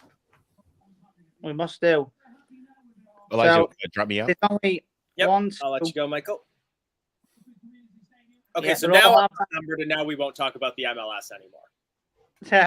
All the half times will come in, so I'm gonna get my famous. Nick, I will agree with you on that. Like, I know I just said we wouldn't talk about the MLS anymore. I don't like the fact that there's no relegation, no promotion. I'm kind of thankful for it, because Toronto would have been relegated like 6 times between our founding and when we won the MLS Cup. But no, I agree that it kind of stagnates the league from time to time. Hang on, there's been a goal. There's been Another a goal. goal. There's been a goal, and it's gone to Everton. All right, so that Everton I've got one back, and it's the Manchester United player that's on loan, and it's Donny van de Beek with the goal. It's just there come we through. go. Donny van de Beek pulls one back. So I'm about to see the goal. So now, Jono, you have BBC iPlayer, don't you? Well, BBC One. So they're actually showing the goals as they go in, actual goals as they go in. Just to show you all, so this is the Premier League table as it stands, minus Everton's latest goal to reduce their goal difference by 1 against Arsenal. So as you can see, Manchester City and Liverpool level on points. Burnley have fallen into the relegation zone, 1 point behind Leeds United. Norwich City failed to crawl out of last place as they still find themselves behind Watford by 1 point. Leicester City still in 9th. However, a goal is all they need to leapfrog Wolverhampton Wanderers and jump ahead of their West Midlands rivals. So that goal was a simple goal, simple tapping from Donny van de Beek. On half-time at the Etihad. So I'm going to go through all the half-time scores in a moment. I'm going to do It's mad, isn't it? That there's only 2 games left. That's goalless. I like to do it when they do the low voice to the high voice. I like to have a crack at that. This is my only opportunity. I'm going to have to do this, so I'd like to take it. But wow, it's insane. I'm just looking at the results now. Wow. I mean, the atmosphere is a bit strange it's a bit strange at Man City anyway, but yeah, so I'm about to find out. And when they all come through, then I'll go for the halftime scores in a moment. Now, it's funny because just as we were talking about this, so my broadcaster has now cut to an ad telling me to see North America's soccer superstars all season long. What I don't get is the MLS. It's the MLS, but Toronto are in it, and they're in Canada. Toronto's so most of the North American leagues, Canada will have their own league, but it won't be the top division. We'll normally be playing with the United States in a combined league. So like our hockey teams, our basketball teams, our football teams all play. The only league where we don't do that is American football. Right. We have our own American football league in Canada. So, you ready for the scores? The scores are in. Hit us with some scores, Ross. Are as follows. We have Arsenal 2, Everton 1. Brentford 0, Leeds United 0. Brighton Hove Albion 0. West Ham United 1. Burnley 0. Newcastle United 1. Chelsea 1. Watford 0. Crystal Palace 1. Manchester United 0. Leicester City 0. Southampton 0. Liverpool 1. Wolverhampton Wanderers 1. Manchester City 0. Aston Villa 1. And Norwich City 0. Tottenham Hotspur 2. Nick would like to know who makes your microphone, Ross. It's my remote. It's the best I can do. I'm on a budget, all right. Ross, I'll join you, okay? We both have our microphones going. Yes. It's Samsung anyway, but, end of the day, it's the best I can do. Just a bit of banter, Ross. Just a bit of banter. Best I can do. So, yes. But, yeah, they're all halftime scores. So, as it stands at the moment, Manchester City will win the Premier League on goal difference, with Liverpool coming second. Tottenham will clinch, unfortunately, will clinch 4th spot, with Arsenal coming Europa League. West Ham United will clinch the Europa League qualifications in 6th place. Manchester United, thank goodness, will clinch the Europa Conference in 7th place on a goal difference of 0. And Norwich obviously will come bottom, with Watford coming second from bottom. Leeds United will come 17th by 1 point at the moment, as it stands. Back to you, Elijah. Thank you kindly. Now, you might notice in the chat, the link has just been put in. If you would like to join us live, share your halftime thoughts, be you a Leicester City supporter or of any of the teams that are playing today, feel free to click on that link, share your thoughts. Our only rule is that you just got to keep it family friendly. Yeah, feel free to click on and join us. We're family friendly. This is what, this is what it's all about. This is why we love football. Yes, I know obviously it's Leicester City Watchalong and stuff, but the beauty of football is that's the way anything can happen. I said on this morning, Jono was there. What did I say? Who was going to? Liverpool would win the league. I said Burnley would beat Manchester. Now I know it's only half time, but at the minute my prediction is coming true. I said Burnley would get relegated, and I said Aston Villa will be beating Manchester City. Now, as things stand, didn't you say that Tottenham would bottle the top 4 though? That's the only prediction I've got wrong so far. That's the only one, but you never know. Norwich could come back and win. You never know. Now, one thing that we do know is that Jono has typically gotten a lot of his predictions right as well. So, Jono, I'd like to hear some of your halftime thoughts and where you think the matches are headed. Our game's been pretty boring. I'm going to be brutally honest. We're just tagging along, but I really want Manchester City to win the title because they've got no fans. So it doesn't matter if they win. If Liverpool win, no fans, you'll never hear the end of it. So Man City need to win. I want Leeds to go down. I really don't want Burnley. I do. I think Burnley have had. I don't know. I think they both deserve to go down because their philosophy on football is quite poor, both of them. But I want these to go down personally. But our game, it'll be nice for us to leapfrog Wolves and go 8th, but I think we'll get 9th. I've still got my fingers crossed. We've had some moments of brilliance. I think both teams have, in all fairness. We did well that Jamie Vardy chance that was just a misplaced foot away from going a goal to the good. Despite Southampton sort of setting up and trying to make things difficult for us, we have found ways to break through when we need to. Yeah. And I think we can still pull this game out, but it'll be narrow. I think it will. I predicted at the start a tricky 1-0. I still stand by that. Well, we've got let's look at our bench. We've got Albrighton, Perez, Iheanacho, Daka, Lookman. We could bring on Perez, Daka, and Lookman and have 3 attacking players. You know what I mean? So I don't know who I'll take off, but no, yeah, definitely back 4. Castagnet's moved back into, so it's 4-2-3-1 now formation. You know what my general stance is, that normally I'm a big advocate of you hit the 65th minute and the game's a little stale, you bring on a Mark Albright and get some through balls going in there. Yeah, definitely. I can see Barnes coming off for Albrighton. Maybe we could take off Justin and go for a front 2, go for a 3-2-3-2 or something like that. You know what I mean? My dad rang me from the King Power. So yes, that's the reason why I got cut off. No, he's left. Michael, are you ready to come back as well? No. Cool. I'm actually just going to quickly step away for a second, but I will be back in 30 seconds. All right. Here we go. So, obviously, yeah, it's been interesting. As someone, that comment there, LCFC Gray has put it. As Jimmy Greaves once said, football is a funny old game. And I agree with him. It is, That's why I love football. Honestly, a lot of people say, "Oh, why do you like football and stuff?" But this is the reason why. no one gave Aston Villa a chance of winning today at the minute. Obviously, at the minute, as things stands, they're winning. But Liverpool obviously need to capitalise on that and get a goal. And we need to get a goal as well to finish 8th. Yeah, they're like 8th with an extra 2 million in the bank. So exactly.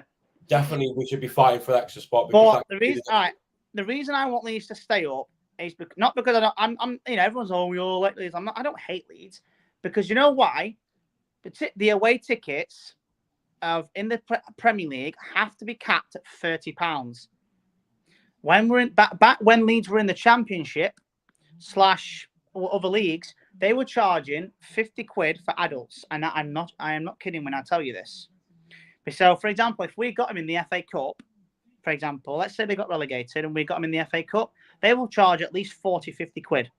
But when you're in the Premier League, they cannot charge any more than £30. So, for away ticket?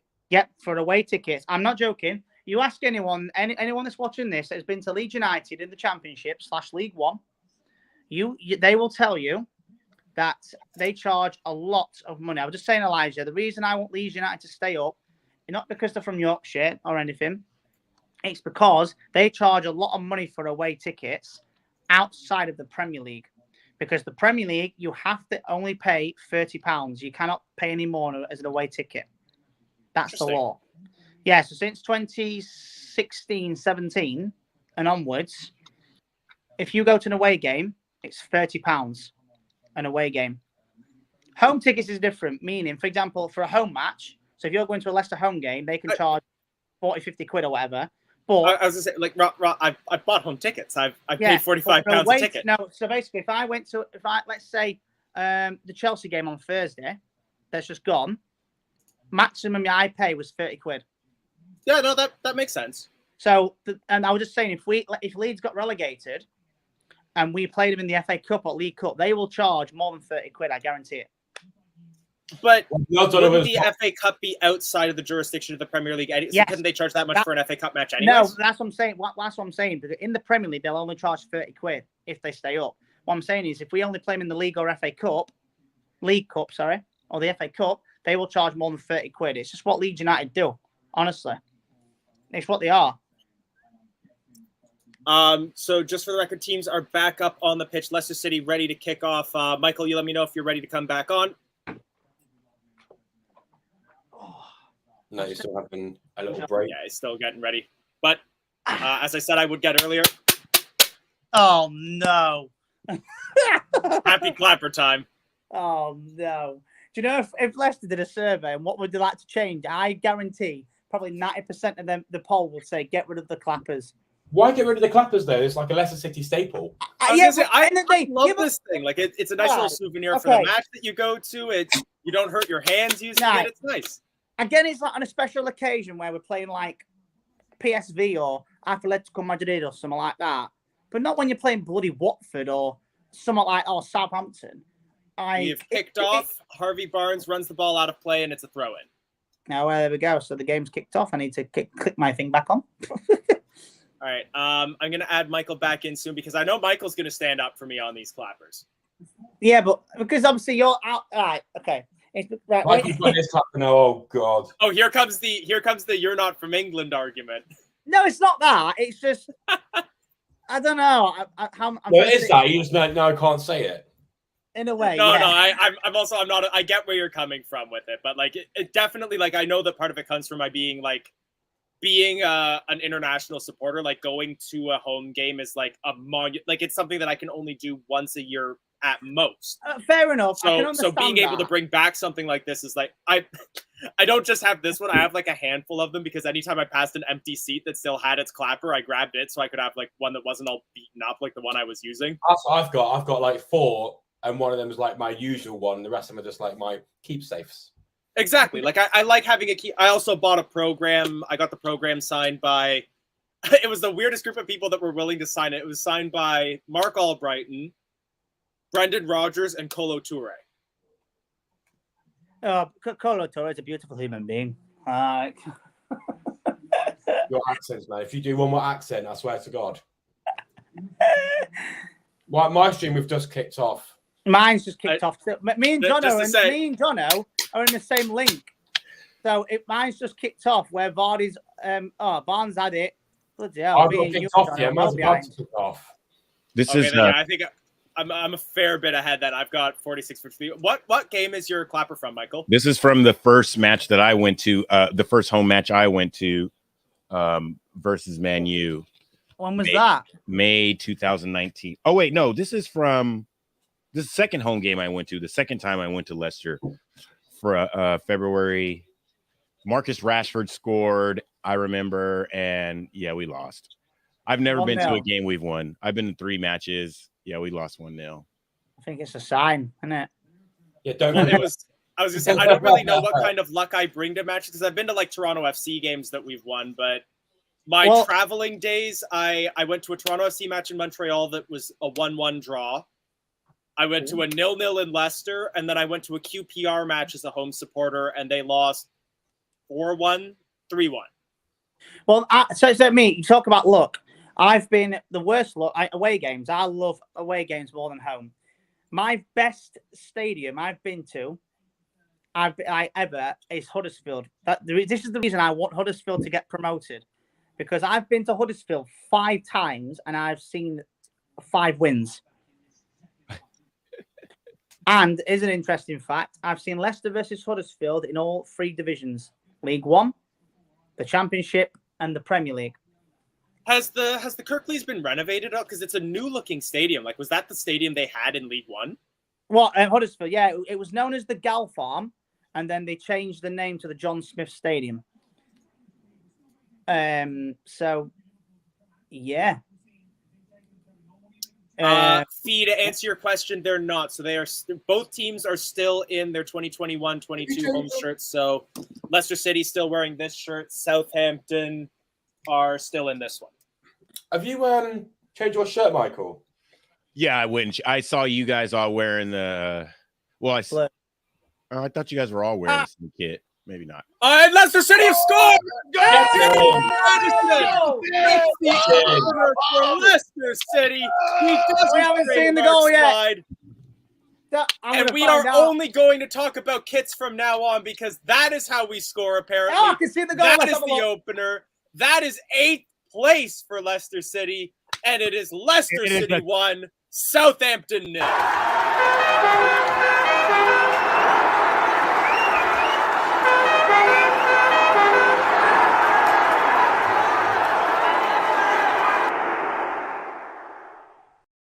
Wow. It's a great goal from Leicester City. Jamie Vardy, great save, and James Maddison. Leicester City.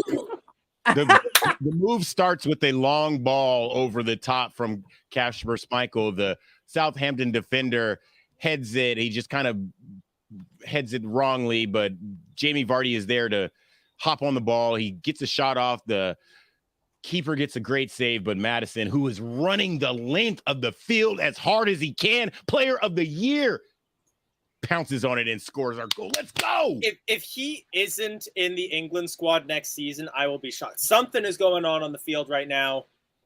There's some vehement debate between some of the Leicester City and Southampton players right now. It's far too zoomed out for me to know. It's between Jamie Vardy and Adam Armstrong, it looks like, and the referee getting involved now with Kasper Schmeichel. They're literally arguing about a drop ball, I think. I was gonna say, it's heated, but not to the point where there's any shoving. Leicester City staff and Ralph Hasenhüttl now discussing now Brendan and Ralph Hasenhüttl. Now, I was also about to say, is Brendan Rodgers isn't short, so like, is Ralph Hasenhüttl like 6'5"? Like, yeah, he's huge. What's the note? Right. What the thing is about, I actually saw the goal before you celebrated, Elijah, because I'm watching on BBC. BBC Final Score, so they're full on ahead. So it came through. I'm like, I thought I'd wait until you start. I thought I'd wait for you to say it and then start going. Yeah. Good job, we've now leapfrogged Wolves to 8th place. We're in 8th. Best team in the Midlands. Best team in the Midlands. Pride of the Midlands. We know what we are. We know what we are. We know what we are. Pride of the Midlands. We know what we are. Brilliant. 8 more goals, boys. Come on. 8 more. There is still time. Salisu right now with the ball. Tries to play a through ball towards Adam Armstrong, but he can't control it, and that is out for a Leicester City throw. I've updated the Premier League on the... Oh, no, it's fine. It's counted. Because on my table... my table is not updated. I've got 2 things to mention here. First is the 99p super sticker from Fee. Thank you so much. You've been so consistent with those. And then Ross, what just happened at the Amex? Well, I'm waiting for it to come through on coming through. Right, Elijah, it's now your job. Elijah, there's a goal! Goal for Brighton, and it's an equaliser for Joel Veltman. Oh, what a ball! And there's a break for Leicester City right now. It's 2 against 1. It's Harvey Barnes. Surely he doesn't lay the ball. Why doesn't he lay the ball off? Oh my God, Harvey! Why drop me out for a moment?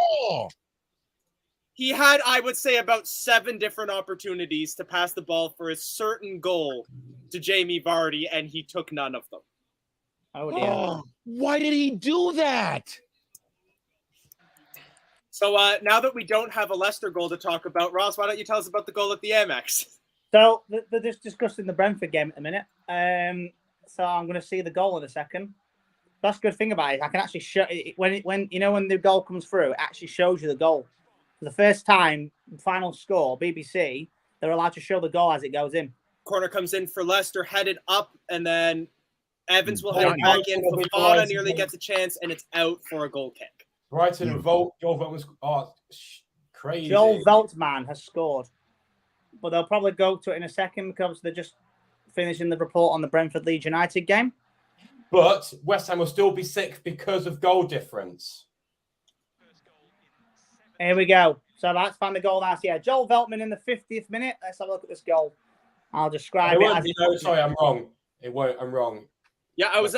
Interestingly enough, if everything now stands as is, Leicester City will be the only team to gain a position on the final day. No, West. Oh, yeah. Because obviously, yeah. Nick Moore is saying, keep talking about the kits and we'll score a second. I wanted to put this up for you guys. Since before Jimi Hendrix went to the UK and made a name for himself, he was a lad from Rainier Beach High School in Seattle. So these are the this was the goal. So across, it was a good throw from Cucurella, and it's a great so Cucurella on the left hand side, good passing, and it was a great cross. They couldn't clear the lines. Boom, right corner. Oh, the keeper, it went under his arms into the back of the net. Brighton 1, West Ham United 1. Back at the KP for a minute here. We've had a clash of heads. Johnny Evans holding his forehead after colliding with Adam Armstrong. Both players on the ground. I mean, he gives Adam Armstrong a proper headbutt. Boom. And Manchester City have come close to scoring. Riyad Mahrez. Oh, there's the goal! There's the goal at Anfield! And it's gone to Liverpool! Oh, wow. Oh, my days! The lead! The goal scorer is... Let's find out. I can't put the volume up too much. Look at his eye. Oh. Adam Armstrong is bleeding. He got headbutted. There is a gash. That's like a boxer cut. He's done. He can't play with that. His eye. But as it stands, Ross, so with that, Liverpool now winning the Premier League. Is that correct? Yes. No way. If Liverpool win, like the NBC sarcasm, the NBC crew from the United States is at the Etihad today to do match interviews. It was offside. It was offside. Just been listening to it now. It's offside. VAR. So we haven't seen it yet, obviously, but it was offside as the reporter's just been describing. It was just offside. So Manchester City's hearts have suddenly come back because now, as it stands still, Manchester City. Oh, that's nasty head. Johnny Evans looks like a proper boxer there. Big cut right on the hairline for Evans, then one right above the eye for Adam Armstrong. Both players Yikes. taking a licking from that collision, but it does look like both will be bandaged and stay on the I'll field. mute myself in a minute.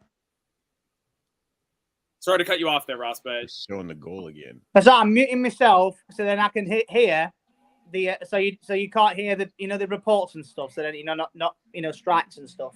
So I'm still in. Get a stream. Well, since we're watching guys get patched up and stuff like that, the reason why I'm wearing these sunglasses today, because on Friday night, I work at a pub. Friday night, I got in a proper bar fight. My eyes all swollen shut, and I got this big knot on my head here. So I'm gonna wear fight. a lot of light sensitivity going on here. Yeah, it happens when you drink a lot of beer and you're at a pub. Yeah. goodness. On a lighter note, we did have some people talking about the kits in the chat. Where was that comment? It was from Nick Moore asking about the yes. So it was what would you like for an away shirt for today? He'd like the blue sash to return. So if I recall, you're talking about the Loros kit that I think was 2013. No, not 2013, 14. It was Loris kit. 09, 10. Tops tiles. Yeah, Tops Tiles. Post Tops Tiles. It was first season Post Tops Tiles because we had no sponsor on the home shirt. Tops Tiles was 2007-8, 2008-9, and then we did not have a sponsor in 2009-10. Which honestly I found to be, I like a good sponsor on a shirt. I find it looks barren without it. And the center crest on that shirt was so nice. It would have looked perfect with a sponsor. Now, do you know what my favorite one is? It is 2000. Now, so you two might not remember this, but John Owen might. 2003-4, last time we were in the Premier League before we got relegated. Was that the LG shirt? No, it was Alliance and Leicester. It was black with no, it wasn't that one. That was the year after. Basically, we had a light blue stripe with a black top. Honestly, I love Ross, I need a couple updates from you. One from the Emirates and one from the Brentford Community Stadium. Let's find out. Hang on. I've got a goal in Arsenal versus Everton and a penalty. There's a goal. And Arsenal. Hang on a minute. I'm going to unmute this in a second. Oy.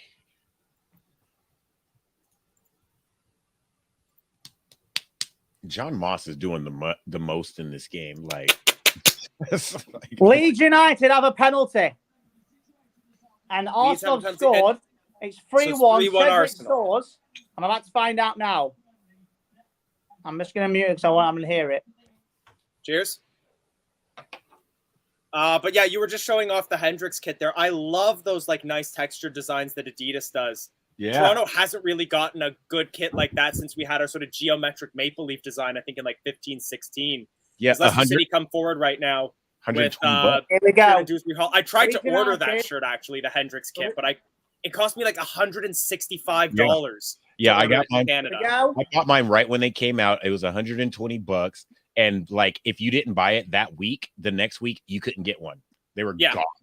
The only places I could find it charged me duties through the nose to get it across the border. Yeah. Goal! Leeds United have taken the lead. It's Rafinha with the penalty. And Leeds United now are in a very comfortable position. So Leeds United fans going potty. And it's Brentford 0, Leeds United 1. So that referee just checking on Johnny Evans' bandages at the moment, because if any blood is coming out of that bandage, he will have to be substituted. It's a great penalty. I'm about to watch the penalty now. Adam Armstrong taking his seat as well. Looks like neither players are really looking the best for wear at the moment. Armstrong's coming out. Johnny wants to play. Armstrong's got a cut on his eye, and it's probably just really, really problematic for him to run around to play with it. I know the last 2 days I just haven't been able to really do anything with this eye because bang! Can someone clarify this one for me? Who I don't recall ever having a kit sponsored by Everard's. Everard's. I can't remember. I know we had John Bull, we had Indy Coupe, we had Walker's, LG, Alliance, Leicester, Tops Tiles, Admiral. Loros. Well, Admiral's a manufacturer. I'm talking about shirt sponsors. Oh yeah. So we had LG. Everard's a sponsor of ours. Everard's a beer. We had LG. We had Walker's. Walkers, Yeah, John Bull, Alliance Indy Leicester. Coop, Alliance Leicester, Tops Tiles, Tiles. Loros, King Power, FBS. FBS. And one Yeah. season we had, the season we didn't have a front sponsor, we had Jessup's on Yeah, the back of the Jessup, shirt. that's right. And we had like Visit Thailand on the back of the shirts when we first had King Power. This is basically, for those that are joining, this is a budget version of Soccer Saturday. So this is the best we can do. I have not met a Forest fan here. I did work at a grocery store. And there's another goal at Arsenal. It's 4-1 now also, to Arsenal. I can't believe that's the first Substitutions time to you've update actually you on as gone well, for but give us the update on the goal first, Ross. Yeah, so basically the 56th minute it went to Cedric Soares. So there's a fifth goal of the 4-1 season for a Arsenal. player. I'm about to find out now. It's going to come through. Perez on for Dewsbury Hall. And Adam Armstrong is off. He will play no further part in this game. Che Adams comes on for Southampton. Gabriel, the one that scored against Leicester, the Brazilian centre half for Arsenal, has made it 4-1. So it's Arsenal 4, Everton 1. I was going to say that I worked at a grocery store, and one of the delivery drivers was a Derby fan. Cedric And Soares every with the week first talking one. to him was really sad. It's a good goal, that. And the second goal was a corner from Imagine if Saka. it stays like this, we're only 6 points off Manchester United. That would be mental. Do you know what? That's actually not a bad finish. for centre. Southampton on the attack right now. Sorry to cut you guys off. Cross comes in. It's Woo! found. Whoa, it finds Nathan Redmond, but well held by Kasper Schmeichel. Good play by And then Nathan Fee, Redmond. yes, we did have Thailand Smiles with you, but that technically was still a King Power sponsorship. They donated that space to the Thai Tourism Board, and that's why the eye still had the crown of King Power. I just got the white shirt with the Thailand Smiles with you from a dead stock seller, so I now have all 3 Thailand Smiles with you shirts. Wow. There's been no goal. That's However, the one that Jono has on, right? There's been It was the same design, but we had King Power in the cup tournaments in Thailand in the league. Right. So I've got that one. Too many words. This one's my lucky shirt because it's got the wrong Premier League patch on it. I got it at a local shop and I didn't realize they had switched to the vinyl one, so I asked for the felt one. Oh. So now it looks a little counterfeit, but it's fine. basically, I'm just looking at the stats at the moment. Manchester City have 13 attempts compared to Aston Villa's 3. The possession, 72% possession, Man City, 28% on Aston Villa. Southampton on the attack again. Cross comes in from Walker Peters. It's headed away. Redmond catches up with the ball. Oh, it gets worse because Newcastle United have made it a 2-goal lead. Oh, wow. I will update that banner in just a second. It's a flying volley from El Yunusi, and it is a beautiful attempt, but an ugly shot. He was offside anyways. So you just said Newcastle have made it 2-0 against... Yes, and it's Callum Wilson again. Will be his second of the game. So at the minute, Burnley will be getting relegated. Let's have a look. So it was a great ball in the half to St. Max Gradle 2.0. Takes a couple on. Brilliant cross. Callum Wilson. Is that Phil, Michael? Yeah, this is the first time I went to Leicester. I met Phil. Yeah, Callum Wilson. Burnley 0, Newcastle United 2. Back to you, Elijah, in the studio. Cheers, Well, Ross. in your app. But yeah. Big tackle has sent 2 players to the ground here. One Leicester, one Southampton. I can't make it. It's Redmond for Southampton. He's back on his feet. Oh, that's a shin snapper right there on Timmy Castagna. Not intentional from Redmond, but Castagna leaves his leg trailing, and Redmond catches Castagna right on the back of the shin, and the pressure and the bend Kinda on like that. buckles. It kind of like buckles. He's going to be in leg. some discomfort, but he is back on his feet. I couldn't play football professionally. There's been a goal at Carrow Road, and it definitely confirmed now. Tottenham will be getting, unfortunately, they will be getting the 4th spot because they have scored, and it's 3-0 to Tottenham. Southampton on the attack. Big header goes across the penalty area and out for a goal kick. Ooh, wow. Southampton putting the pressure on some really good through ball. Let's have a look. So the goal scorer. We got to get our shape great back. Cross from Kulizeski. Let's have a look. Oh, what a goal! That Dejan Kulizeski has cut inside. Brilliant left foot shot, top corner, and Tottenham. I hate to say this, but they'll be in the Champions League as of next season. Leicester City on the counter-attack right now, but a poorly placed pass there. Looks like it's just a breakdown in communication. Madison can't find Barnes there. And then, Ross, I realize we've been taking the mick out of your microphone, but is your remote missing the battery cover? Yes, it is. It is. I lost it. I couldn't find. I've lost it. I don't know where it is. So, tell you what, I'm going to try a budget version. I'm going to use my bottle. There we go.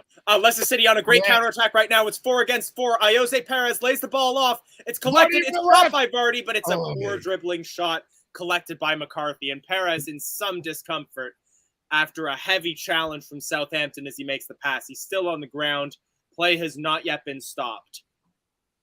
Southampton coming forward right now on the break. Big tackle by Papi Mendy knocks over the Southampton man. No foul. Play will not stop for him being on the ground either.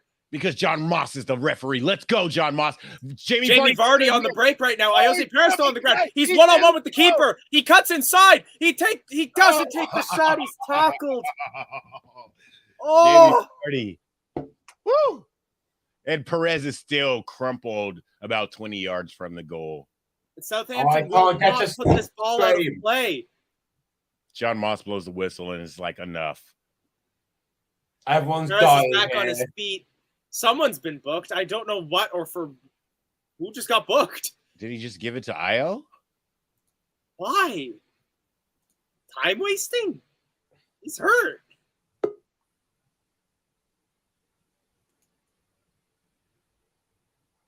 Who got booked? Just showing the replay here. Jamie Vardy cutting inside. He's up against Jack Stevens, gets past him. And it's a great play by Lionco to put a little bit of pressure on. He lunges in on the tackle and just gets the ball away from Vardy. He maybe takes one too many touches there when he should have taken the shot. He overplays that last touch, and excellent defending there.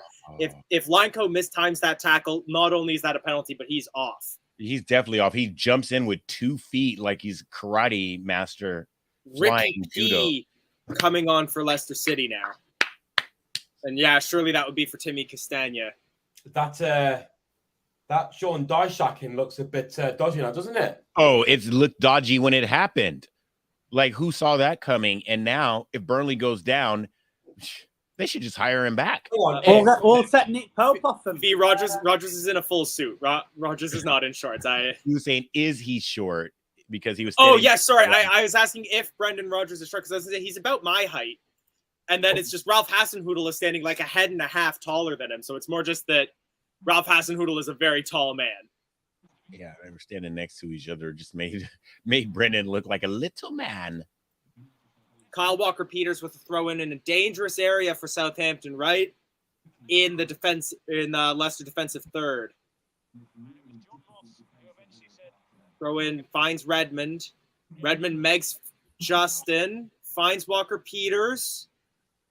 Walker-Peters finds number 6, Oriol Romeu. He will cross the ball over back to Redmond. There were appeals for offside, not heard. Ball played into the penalty area, well collected by Johnny Evans, and he will clear that ball. Only as far as the Southampton man who can only put it out for a throw-in. 70 minutes played. I'm on 69-15. I'm on 70-51. 52, 53, 54. Oh, for God. Ricardo Perez just coming on. Oh, finally found a stream and it's a minute behind. Second substitution for Southampton. Mohamed El Yunusi, the Norwegian, comes off the field to be replaced by Musa Genepo. Let me double check. I don't remember where Genepo is from. The Malian international on for Southampton. So 2 substitutions per team. Tell you what, man, you are so lucky.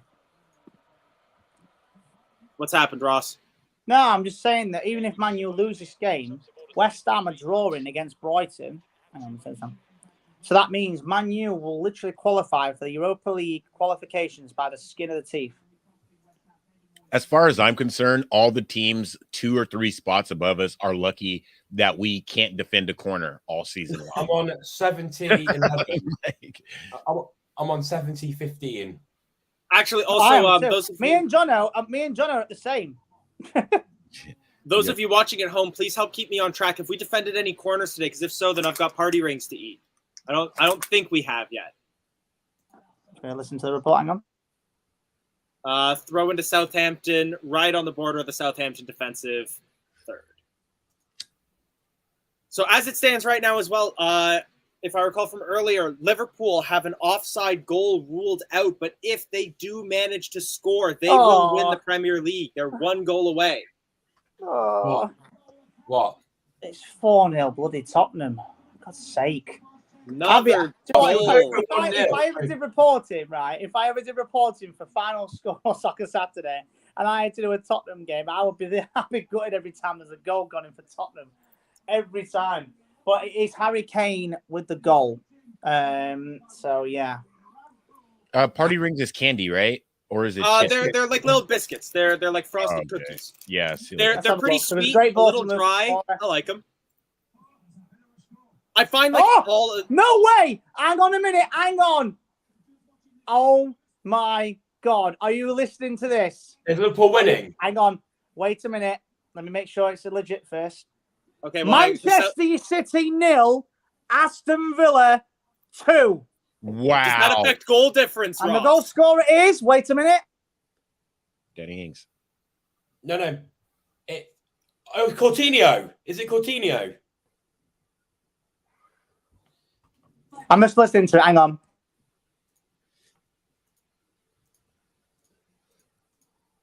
Oh my God, it's Coutinho! You love to see it. Leicester City on the break right now. It's Jamie Vardy. He's one-on-one with McCarthy. He cuts inside, loses mid shot. Goal! Yes! 2-0 to Leicester City. And who else would it be than Jamie Vardy? And Ross, I'm going to give you during the goal animation to tell me what's just happened at Turf Moor, because right now it is Leicester City 2, Southampton 0. Hang on a minute.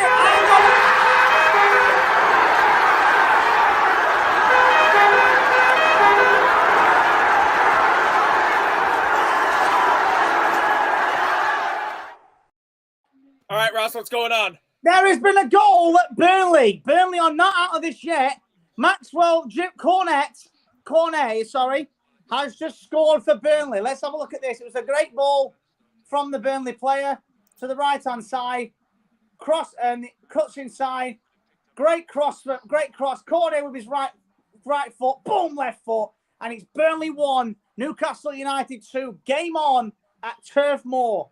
Great description of that goal, because that perfectly mimics how Jamie Vardy controls the ball on the through ball for this Leicester City goal. He cuts inside and absolutely sends Lineco sliding all the way back to the south coast. Leaves him for dead, and then just a quick and easy tap in at the near post, and it's 2-0 to Leicester City. Kyle Walker-Peters now with the ball. Ooh, Jamie Vardy. But Harvey Barnes gets the ball about halfway at the midfield and just totally freaking just turns on the afterburners. And unlike last time, he gives it to Jamie Vardy when he's supposed to. Big cross for Southampton. It finds, whoever that found. Poor effort there. That was by Genepo. He tries to hit it first time on the ball. He gets his timing completely wrong. And someone in the car park is taking home a souvenir. I absolutely loved Vardy's celebration just then. I know I'm a minute behind or whatever, but obviously, and Liverpool, it's still 1-1 as it is at the moment. So Vardy he's just ran up, obviously, gave a bit of stick towards the Southampton fans. Harvey Barnes coming off for Leicester City as Fee gives us a £1.99 super sticker. Thank you so much, love you, Fee. Fiona. We love you. Thank you. That'll have you covered for the next goal as well. And C coming in with the of course. No, I can. Of course. Admirable Lookman. Obviously, Aston Villa are winning 2-0 against the moment. Obviously, the mighty Reds. Come on, the mighty Reds. Obviously Liverpool. Obviously, drawing 1-1 with obviously them Wolves at the moment. Honestly, if Liverpool score now, Coutinho could actually win them the league. That's mad, though. If Liverpool score now, that's Anfield will go into meltdown. It'll be Istanbul all over again. It'll be a big cross for Southampton into the area, well cleared by Wesley Fofana. Still collected by Southampton. Danger is still present, but we forced them all the way back to the center circle. Leicester doing very well at keeping their shape here. Ball played out onto the wing. It's Armstrong. At least you can leave. There's been a goal at Carrow Road as Armstrong dances inside, and that is a penalty to Southampton. Damn it, Yuri does this every... I'm sorry for you. All good. We've seen this happen plenty of times. Yuri Tielemans leaves a dragging leg out, takes down the man as he runs inside. Oh, dear me. Jeez. I mean, the picture copy. Tottenham, 5-0. Tottenham 5-0 against Norwich. Arsenal will not be getting Champions League football this season. No, the thing is, like, this is how Norwich have tumbled out of the Premier League, but you know that they're going to win the championship next season. By like 30 points. Guess what? Norwich's goal difference is -60. Wow. Oh, dear. I'm just looking at the goal now. Oh, my God. Do you know what? I know I can't stand Tottenham, but that human song, man. I love him. He's my favorite player. I've just seen it. The goal was insane. So I believe that's James Ward-Prowse setting the ball down. Can Casper save this shot and keep his clean sheet? Is it a penalty? It is a penalty to Southampton. Ward-Prowse steps up. Oh, Schmeichel dives the right way, but the shot is too hard and too fast. Schmeichel is holding the ball against both Ward-Prowse and Genipo. He's not letting either of them have the ball. Fofana comes in to try to pull them apart. Everybody's now. I love it. Extracurriculars. Let's go. 79 minutes in. I've just seen it, and Schmeichel is not giving the ball back, and it's a goal there, penalty. I've only just seen it come through. Obviously, I'm in real time here, so Schmeichel tries to react instead of guessing, and if he would have guessed the way he went, he would have saved that. It was not a particularly good strike by Wolves. You know what, though, right? Imagine now, Man City lose 2-0, and then Wolves get a late winner. Oh. Well, I mean, as it stands right now, Man City still wins the title. I think, yes, they will at the moment. Yes, that's correct. One back. There's one back for Man City.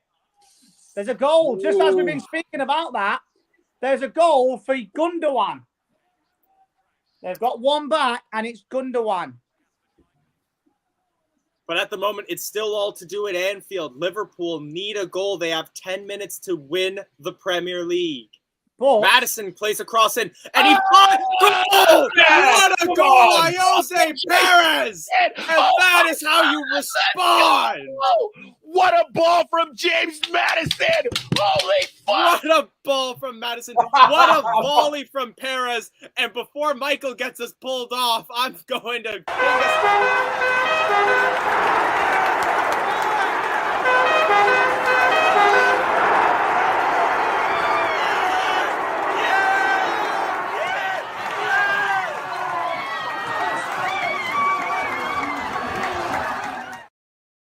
Excellent play all around there. The cross from Maddison, the volley from Perez. Everyone gets everything right there.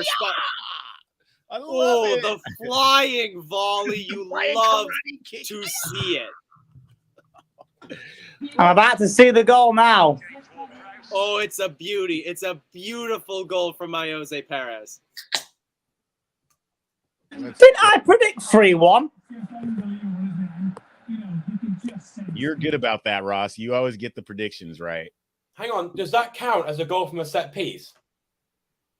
No. That was from open play. No, the penalty. James Maddison coming off. Yes. You got to get James Maddison, man. Player of the year. He's been. I don't know to say no. It's been my player of the season, him or Dewsbury Hall, because we've already made 3 substitutions though. How are we bringing on another player? Are we allowed 4 on the final day? No, we've only brought on Lookman, Pereira, and Perez. And now we've brought on a Marshall. There's been a goal. Brentford 1, Leeds 1. Turn down your music, mate. We can hear it. Pardon? Mute it because we can hear it. Brentford your 1. commentary, Ross. Oh, hang on. There's also been a goal at the Amex. And there is Brighton 2, West Ham 1. Pascal Gross with the goal. 2 defenders score it. There's been another goal at Man City Aston Villa. Oh, here we go. I'm about to find out now. I'm going to mute myself in a second. 3 goals within a minute across the league here. Liverpool are going to win the league in the 90th minute. I'm calling it. 90th minute Premier League winning goal. Rodri has just equalised for Manchester City. Oh. And it's 2-2. But a game-winning goal for Liverpool will still win them the Premier League. As it stands, Man City currently has the title by 1 point. A goal for Liverpool still wins them the title. As it stands in the relegation race, I got to refresh my league table here. Dangerous free kick as well for Southampton right now. This is James Ward-Prowse's bread and butter here. Oh, my goodness. And Fee with another £1.99 super sticker. Thank you so much. If Wolves scored, though, we'll go back into 8th, won't we? Yes. At the moment, we are in 8th on goal difference. We need Wolves to draw or lose. Wolves cannot win. To be honest, Wolves aren't winning if Liverpool are going to get the VAR on their side. Casper, I don't know if he got his positioning right. Happy Mendy lying down behind the wall here. They don't want Ward-Prowse playing this low. He's not. He hits the corner bins, top bins. Oh, yeah. Here he goes. Ward-Prowse takes. Woo! Over the net. And a nice big way from the Leicester supporters. Whew. But yeah, also, again, just to ask the audience here, so we've now made 4 substitutions. There's been a sending off at the Brentford Community Stadium. Uh-oh. Leeds player? I do not know yet. Ross, is that something you can get an update on? Yeah, I'm just listening to it now. 1 second. Elijah, do you actually know, or are you handing over to Ross because it's his job? So I get a little icon, and all it says is red card. Right. So here's Brentford a twist. Leeds. Here is a twist. Sergio Canos of Brentford equalised 3 minutes ago. And he's now been sent off. So, oh my God! If Leeds go. Goal back, oh my God! Goal at the Emirates between Arsenal and Everton. We're about to find out now. It's coming through because like I said, you must have quick updates, Joe. So I get the little banners. It's 5-1 Arsenal. Yeah, 5-1 Arsenal. The only way that I can find out who scored or for what team is to leave the Leicester City game.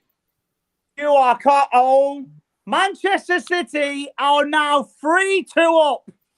Oh my days! Wow. And it's Gundogan, the German international. Do you believe in miracles? Because Manchester City are now going to win the Premier League all but now, unless Liverpool score and Aston Villa get an equaliser.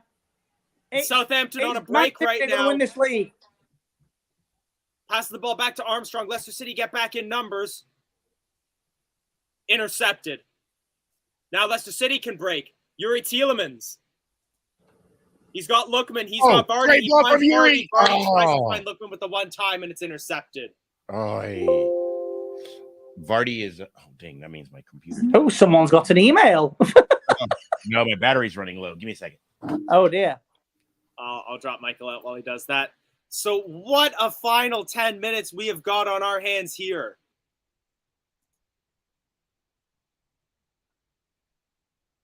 This is mad. I can't believe what I'm seeing. So the goal is Ilkay Gundogan in the 81st minute.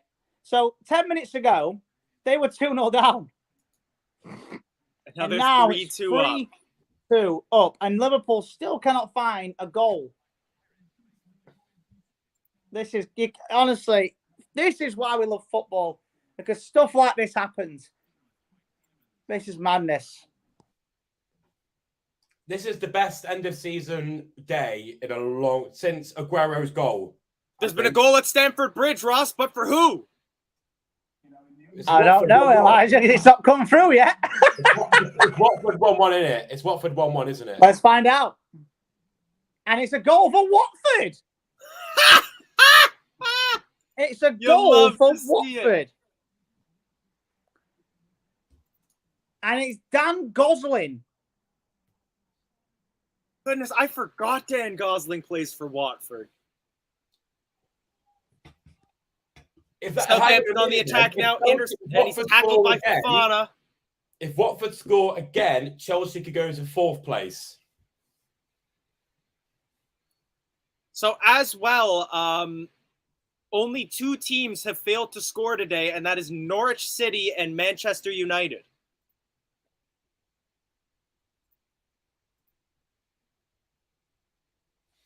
And this is also Roy Hodgson's last game as manager. You got to think of this, though. If we finish 6 points below Manchester United, you know, that just shows how everyone's been crap, apart from Man City and Liverpool. It's a goal. For who? Liverpool have scored. Oh, my God. Now, if Aston Villa get an equaliser now, Liverpool will win the league. Gano called it 90th minute. If Coutinho scores, Liverpool win the title, and the quadruple will still be on. This is honestly, do you know what? I know we're watching our game, but when do you know what? Do you know when it goes to the final minute? You know when our game's over, we need to have reports on this because this is incredible. So as it stands at the moment, Manchester City are 3-2 up. Liverpool have just taken the lead. So that means Man City are leading by a point, correct? We can celebrate because that means we're pretty much guaranteed 8th position. Exactly, that is correct. So yes. So basically, we will be guaranteed 8th place despite not the greatest of seasons. We have managed to finish 8th place. Now imagine the goal if we didn't lose against Tottenham, or we didn't lose against Everton. We actually would be in the top 6. We're not thinking about that now. We're winning in the last day, and we're going to be finished solidly in the top half of the table. Oh, come on, Mendy. Happy Mendy misplaces a pass, and now Southampton on the attack again. We are past 90 minutes here at the King Power. 7 additional minutes. 7. 7. Oh, strap in, lads, because we will be here again. I'm a Southampton fan now. Ricky P down the sideline. Good pass from Lookman to find him. Good pass to find Lookman again, and he just can't get there, and McCarthy collects. Oh, he wasn't expecting that. Goal at Stamford Bridge.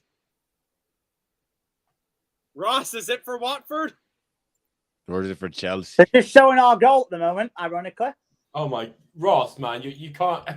No, I'm on about that because obviously all the goals have come in. They're showing each goal as it's gone in. I mean, like a couple of minutes behind. Meaning, it's a goal for Chelsea, but the equaliser from Watford was a good one. But yeah, Ross Barkley with the goal for Chelsea in the 91st minute. So Ross reporting on Ross there as Chelsea retakes the lead. Yeah. The whole season, the league this year was tough. If you think about last season and the season before, the winner was like close to 100 points, right? Like this season, they're barely going to make 90 for the winner, right? So the league was tough all the way around. Anyone could lose any given Sunday. And you know, right, so basically, all the story is Burnley. Southampton on a through ball. It's Kyle Walker-Peters. Great save Kasper by Kasper Schmeichel. Oh my God, what a save by Kasper Schmeichel. And the player anyways. But a great Basically, leg save more from the Kasper story Schmeichel. If Burnley get an equaliser now and Leeds do not score, Burnley will survive by goal difference. So there are two different positions that just need one goal in injury time right now. One goal. And relegation ride on one goal. Exactly.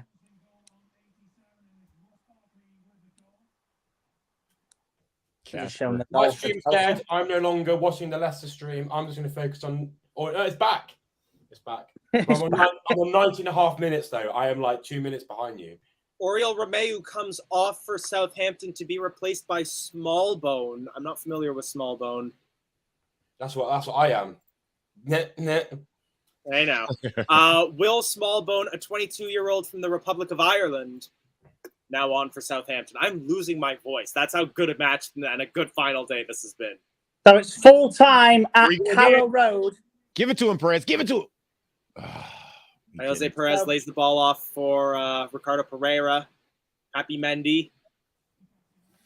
Pereira. Liverpool are in the 88th minute and Man City are in the 89th minute. So they'll finish around the same time. So as it stands, Man City are still champions. Can you imagine if they equaliser now from Aston Villa? That will change everything. Oh, man. The kingmaker roles Villa has played in the past right now, like that, getting the goal that never was against Sheffield United to stay up. Get this.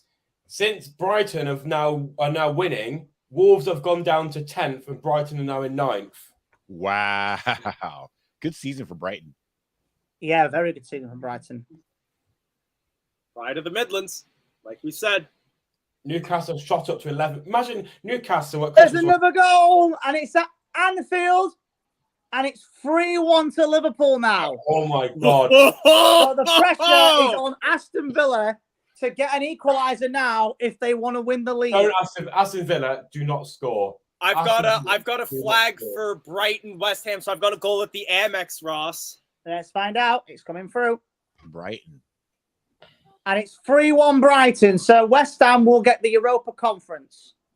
And Chelsea final score, Chelsea 2, Watford 1.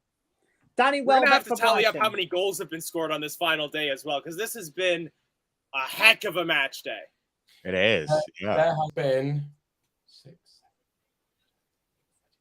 Early in the season, if you would have bet that one team won't score, you would have, had really good odds on that on every single match. Now it's like everybody scores all the time. And the goal scorer for Liverpool, was Andy Robertson. Good for him. Well. Yeah, no. Leicester City coming forward right now on the break, chasing that ball down is Ademola Lookman on the left wing. Southampton get back in numbers. Take it to the corner. Nope. There's been 34 goals today. Oh my gosh! Fofana tries to play a 1-2 with Perez, but Perez doesn't give it back to him, which is weird. We play the ball out wide towards Pereira, Amarte, Tielemans, stealing the Pereira. game. In his final day at Leicester. Fofana. Evans. It is full time at Norwich. Full time, Norwich 0, Tottenham 5. So Watford will not finish last. Norwich are confirmed last place. Cross comes across the penalty. Oh!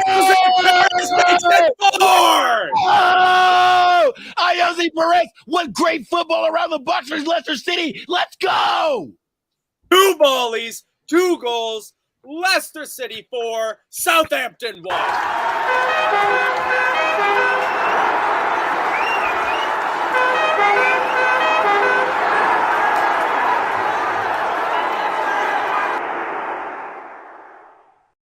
The patience in our buildup. I wanted Lookman to take it to the corner. He cuts it inside, gives it to Tielemans. Tielemans plays it.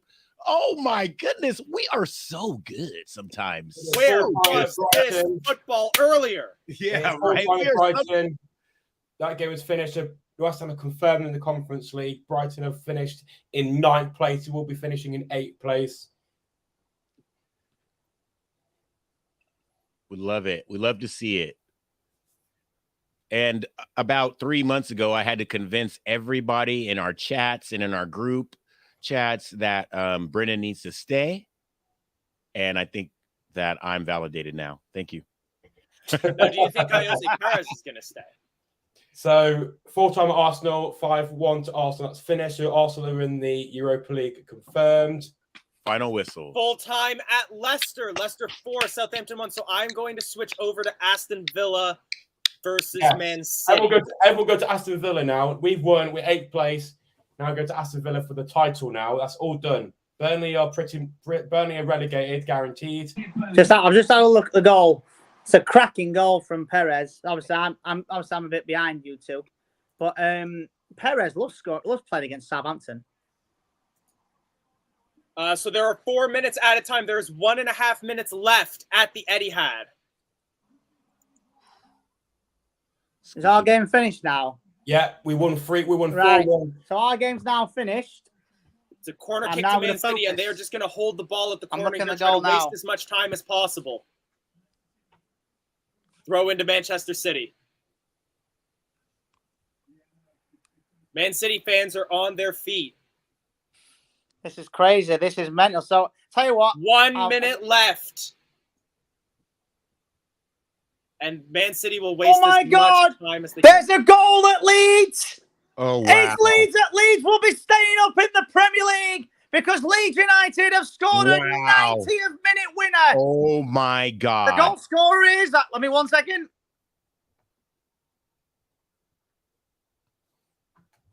Oh, my God. Leeds. They don't deserve to be in the Premier League. Villa hoofing everything that they can to try to get forward on this. Jack Harrison has scored, and Leeds United will be staying in the Premier League, as I predicted. Thank you so much, Fee, for the £4.49 super sticker. Thanks to everybody who's part of the team here at Leicester Fan TV, and thank you all to all of you who tune in to all of our live Manchester City are the Premier League champions because Manchester City have won by 3 goals to 2, and the fans idiotically run on the pitch because they're morons, as they are. Because now there's going to be pitch invasions because they're stupid idiots. Because Everton did it and no one cared. Have won by 3 goals to 2, so it doesn't matter what happens now in the Liverpool game. Manchester City have won the Premier League for the 2nd consecutive year in a row. And look at them idiot fans running on the pitch because they're morons. Pitch invasions of a small club mentalities, but obviously that's Man City for you. And yeah, all the 4 times are in. Arsenal 5, Everton 1. Brentford 1, Leeds 2 still going. Brighton 3, West Ham United 1. So West Ham will be in the Europa Conference next season. Man U have got the Europa League by the skin of their teeth because they're lucky buggers. What else is still coming through? So with that, we have official confirmation across the board. So we know Tottenham Hotspur will qualify for the Champions League this season. Manchester City are your Premier League champions. And Pep Guardiola Leicester City will finish 8th, highest placed team in the Midlands for this season on 52 points. And Burnley will be relegated alongside Watford and Norwich City. Oh, wow. I just want to say that of minus 61. I want to say that I like pitch invasions. Dear me. So sorry, just to cut you off a moment. So basically they've got a whole like a V section of the police make sure that none of the fans go down into the tunnel. From what I can see, yeah, basically it looked a shape. So all the players are running down in the tunnel. The stewards are just being stewards and just for some reason letting them all on the pitch. Liverpool 3-1 Liverpool, but it's not enough. Anyway, that's come through.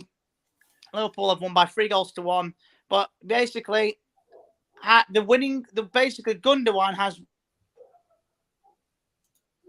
See, in Everton, when the fans invaded the pitch, like the players, like they stayed on the pitch, they're like hugging the fans and stuff like that. You know, like these Man City guys, they make too much money to do that.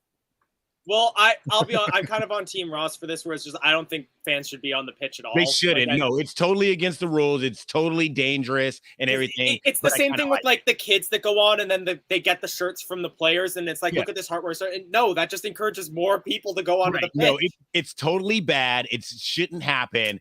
But and like that's how Billy Sharp ends up getting stamped on and stuff like that. Like you can't have that. But I would like totally be on the field right now. Like I would be that person like, yo, let's take a selfie. Whoa. Or something, just like, yeah. But the pure joy of the fans. Watching the Everton scenes a couple days ago, like I got misty, and I don't even give a shit care about Everton, just the pure joy and just because they were going to not get relegated, which is funny, but still. So with that, I'm going to take our scores on the doors banner down. That concludes this Premier League season. Shall we do a quick run through of all of our players, give some match ratings, and then as well, the link has been dropped in the chat. So we'll do our Premier League player ratings, and then if you would like to join us, share some thoughts at the end of the season, at the end of this match, please feel free to click on. But let's jump right on in with our goalkeeper, Kasper Schmeichel. He didn't really have too much to do today. It was well played defensively. He made a great save on a shot that ended up being offside anyways. Distribution left a little bit to be desired, but it always does. I give him a solid 7 today. Yeah, 7 was what I would say. Like, didn't do anything spectacular. He didn't cost us any goals. And so, a 7. Solid, and a solid season for Kasper. He just adds on to his legend here at the club. We did give up the most, set piece goals, and we've questioned his command of the box, but he's a club legend. And 7 for today, and maybe like an 8 for the season. Jana? I'll give Kasper for the game or the season. Let's go with the game. We'll talk season once we can get some people on as well. Okay, this game I'll give him a 7. All right, so then next up we go through our defenders. Timmy Castagna. I need to find his graphic. There he is. Timmy Castagna took a big knock to the leg and kept going through this match. Again, like I think it was great all around. There weren't really any players that didn't stand out to me. I'd give him a 7.5. Yeah, I think all the players today were.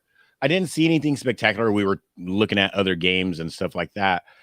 He didn't make any mistakes. I didn't notice any glaring errors. He always has his gas tank, 3/4 to a tank full. And so he's always ready to go.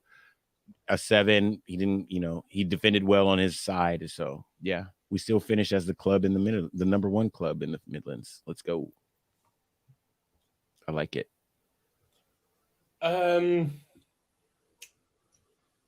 I think it was quite solid. I'll give him the same as Schmeichel. I think, I'll give him the same as Schmeichel, 7.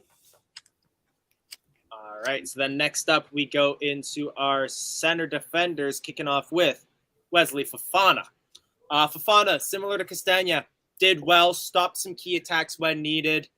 Wasn't really a world beater today, but did very, very well. Another 7.5. Yeah, I give him a 7.5 to 8. He's commands the box when the corners are coming in, when the balls are floating into the 18-yard box. A couple headers where where the ball was in the box and he had cleared everyone around him and no one was around him, so he could get the header by himself. I love this guy. It's going to be hard for us to keep him after next season. I'll go with 7 again. Really solid. Made not really many mistakes. Made great tackles, like he came back, rescued a great tackle, then got fouled. But solid 7. And next up, we get to Johnny Evans, the other center back on the day, the brick wall from Belfast. I think he did a great job today, and quite similar to Castagna, took a big knock to the head, stayed on the field the whole time, made himself big, marshaled the back line. I'm going to give him a little bit more than I give the other defenders today, and I'm going to give him an 8. Yeah, I would give him an 8 as well. He is the boss of the defenders, and when he's missing, we notice it. And when he took that knock on the head and he's all bleeding and he comes back with the head wrap, looks like a warrior, and then he just continues to marshal the back line the rest of the game. I love it. Give an 8 to Johnny Evans. Jonna? I'll give him an 8. I think he put a lot on the line. He was very risky. He could have easily got a yellow card, maybe even a red if it was unlucky, but he put everything on the line, his head on the line. He was chasing everyone down. Great tackles. Yeah, solid 8. And then you wouldn't have been able to see in the audience, but Ross has just joined back in after some technical difficulties. No, I had a FaceTime call with my best friend. So, yes, that's the reason why. Gotcha. But so, yeah, we're just going through our player ratings. Okay. What would you give Johnny Evans today? I'll give him an 8. I think, played really well. Probably Reed will give him a 4 or something. But but yeah, honestly, I think we played, despite, the Terry Butcher look. Obviously, if you don't know who Terry Butcher is, Elijah and Michael, Google him and put in Terry Butcher bandage, and then you'll understand why I said that. But yeah, solid 8. And then finally, our last man in the back line, JJ James Justin, the Leicester Cafu. Pretty much the same as I've given the rest of the back line. Did well, didn't dazzle, but did the job. 7.5. Yeah, 7. Once we've done the ratings, I'll go through the final scores in my final score voice. Yeah, 7 out of 10. No glaring mistakes. Full gas tank at the end. Well, I guess he got subbed off, but he runs really hard. And wait, did he get subbed off for Pereira? No, that was Castagna on the other side. But yeah, James Justin, he's going to be a great player for us for a while. I'll give him a 7. I'm going to go with 6 because the FIFA 6. There was a few times he gave the ball away inconsistently. I feel that's a part of his game he needs to improve on, and his positional play isn't the greatest. So today I'll give him a 6. I can see where you're coming from on that. The Sure. only reason that I wouldn't give him that is that I think he really improved in the second half. To be honest, I'd kind of forgotten about those poor plays and the poor positioning because a lot of that was in the first half and there was just so much going on. I do agree. He did better in the second half, but he wasn't on the same level as Castagna and Fofana, which is why I can't give him the same score. And then Ross? Yeah, I'll probably say FIFA 6. Did all right. Didn't do great, didn't do terrible. So I'd say, yeah, FIFA 6. But yeah, I agree with some of these comments that are coming through. 8th is decent considering all the injuries and all that stuff and all the set pieces. With such a poor season, 8th is not bad at all. Really. No, I was going to say, I don't want us to get too into our season as a whole because I feel like we're going to have other shows coming up where we'll be discussing that as well. But yeah, I agree. Obviously I would have wanted to qualify for Europe, but I don't think any of us can really be too upset with this season. Absolutely. And hashtag Magic Mendy. Hashtag Magic Mendy. So now we're getting up into our defensive midfielders today. Pappy Mendy, I love the guy. I think he's been doing really well in the absence of Wilfred Ndidi. The only thing that I have a gripe about with him is that I feel like he gets physically dominated too easily in matches, and I feel like I saw that a little bit today as well. I'm gonna give him a 7, but if through the off season he bulks up a little more, gets better at sort of standing up against bigger players, he'll be getting 8s and 9s all season next season. Yeah, I think he's a great player, and I think you're right. He just needs to hit the weight room a little bit, maybe put on 5 to 10 more pounds. But with his low center of gravity, he holds the ball up well. What he does differently than Wilf is that he gets the ball in the midfield and he doesn't one time pass it back. He'll take a touch and turn and press the ball forward. And I love it. And he kind of gets us going sometimes in the midfield. So I would give him a 7 today. I understand what you're saying, how he just gets bossed around sometimes. But today he did some really good stuff in the midfield, shifting the ball from foot to foot and pressing the ball forward. I'd give him a 7. Jonna? Yeah, I'll give him a 7. Solid. Not really outshining everyone else in the area, especially from the defenders. So yeah, 7. Ross? Sorry, I've just been. They're just updating. I've just been listening to the Manchester City part. About the pitch invasion. Yeah, and there's been some idiots again. I'll touch on that in a moment. But Matt Mendy, very good game. Game of 7. Awesome. And then our second defensive midfielder, Yuri Tielemans. Again, he really slumped in the middle of the season, but he's been getting better game over game. I'd probably be giving him an 8 for this match if he didn't give away that penalty, because that was a silly mistake we've seen him make earlier in the season. And for that, I'm knocking him down to a 7. Yeah, a couple times we've seen him do that in the season. He'll hang a leg out. The player will have juked him, and then he argues to the referee like, no, I didn't do anything. It's just so I'm irritated by Yuri Tielemans. I have been for about 4 months now. Well, pretty much since he said he wasn't going to sign a new contract or whatever he's doing. I mean, he did make the pass for the third goal, which was really smooth. It was really slick. But at the same time, he gives away the penalty with lazy defending, and I don't know. I give him a 7 just because we didn't lose today. I'll give him the 3 for 6. Yeah. I'll give him a 6. I'm going to give him a 6. I'm going to give him the same as Justin. I feel he made a lot. I feel that the penalty he gave away was definitely a penalty. It was annoying. The only reason we conceded was to a penalty. Because of his error. I think he deserves a 6 today. And it's an error that he's made like a lot. Like I don't know. It's terrible. It's just hanging the leg out in the 18-yard box. What are you doing? It's like the 4th time this season he's given away a penalty like that. I think the thing that annoys me about it is that he's a class player, and I expect better from him in moments like that. Because, I know he's capable of better. And, again, hopefully, maybe he'll stay with us next season. It's a long shot, but it's possible. And hopefully we'll see that former form back from him. Let's get into our attacking midfielders next. James Maddison, I think, had a cracker today, as he has been kind of all through the latter stage of this season. Couple spectacular passes, some good runs. Didn't really make any mistakes that I remember, so I'm going to give him a good 8.5. I give James Maddison a 9 because I'm in love with him. He's beautiful. Look at that hair. The goal today was amazing. The goal on Thursday was amazing. His last 2 months have been amazing. He's taking charge. He's taking charge of the ball on the pitch. He's telling everyone, give me the ball here, give me the ball here. And the run that he made for the goal, just to make sure that when Vardy took the shot, if the ball was saved, he would be there.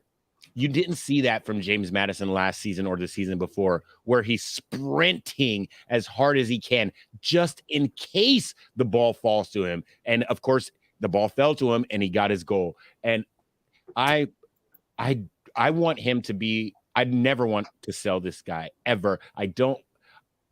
I sometimes want him to not be so successful at the club so we can keep him, because if he starts to get too big, then he's out of here.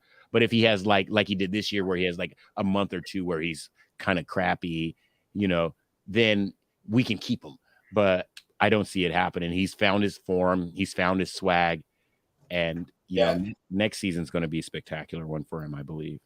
Elijah, you're harsh, man. He's getting a solid 9. He was unreal. He was electric in midfield. Getting the crosses were great.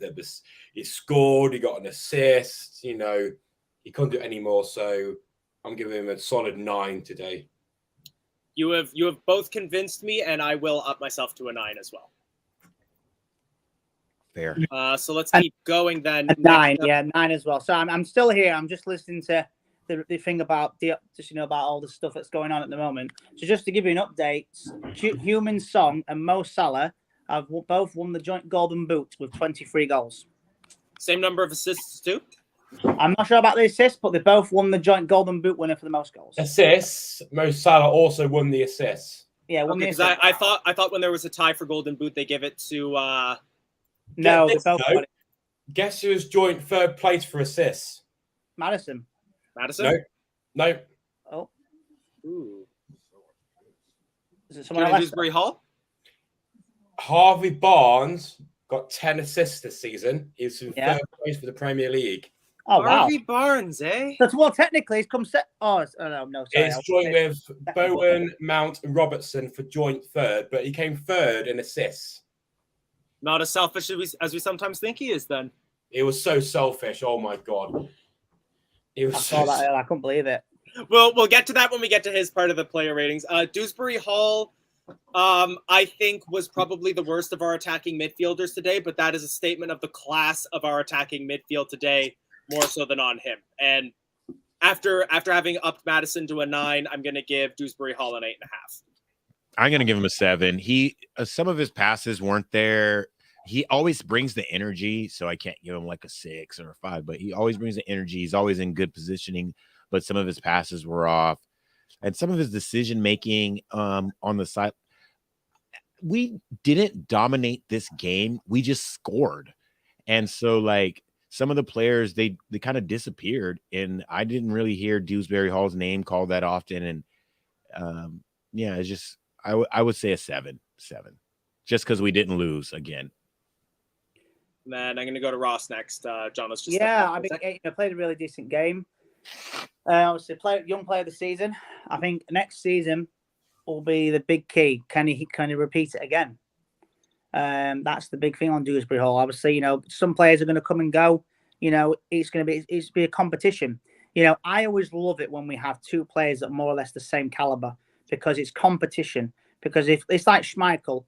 Schmeichel's not really had competition for a while, hence the reason why he's always been number 1. I think now is the time to have players like Dewsbury Hall, Madison, Tielemans at the moment, when he's on his game. All of them are playing at the best. Who is going to get them spots? Because you don't. I know if Dewsbury Hall was the only player, he might just start getting a bit complacent and stuff and not play very well. I don't need to play well because I'm the only player here. So it's good to see that they're all in competition with each other. And then, Jono, your match rating? 7. For Dewsbury Hall standards, that's not his best game, and saying a 7 not his best game is pretty good. He just did the bare. I think he just did his normal standard play. I think he wasn't electric as I'm used to seeing, but I think he deserves a solid 7 today. Then next up, we have our final attacking midfielder. We'll get into the substitutes afterwards. Harvey Barnes. Again, it's one of those things. I'd give him a glowing review if it weren't for that one play. Wow. In alone with Jamie Vardy, with one defender on him. He had plenty of opportunities to pass it to him, and he didn't. He took the shot himself and got tackled. And for that and that alone, I'm lowering him to an 8.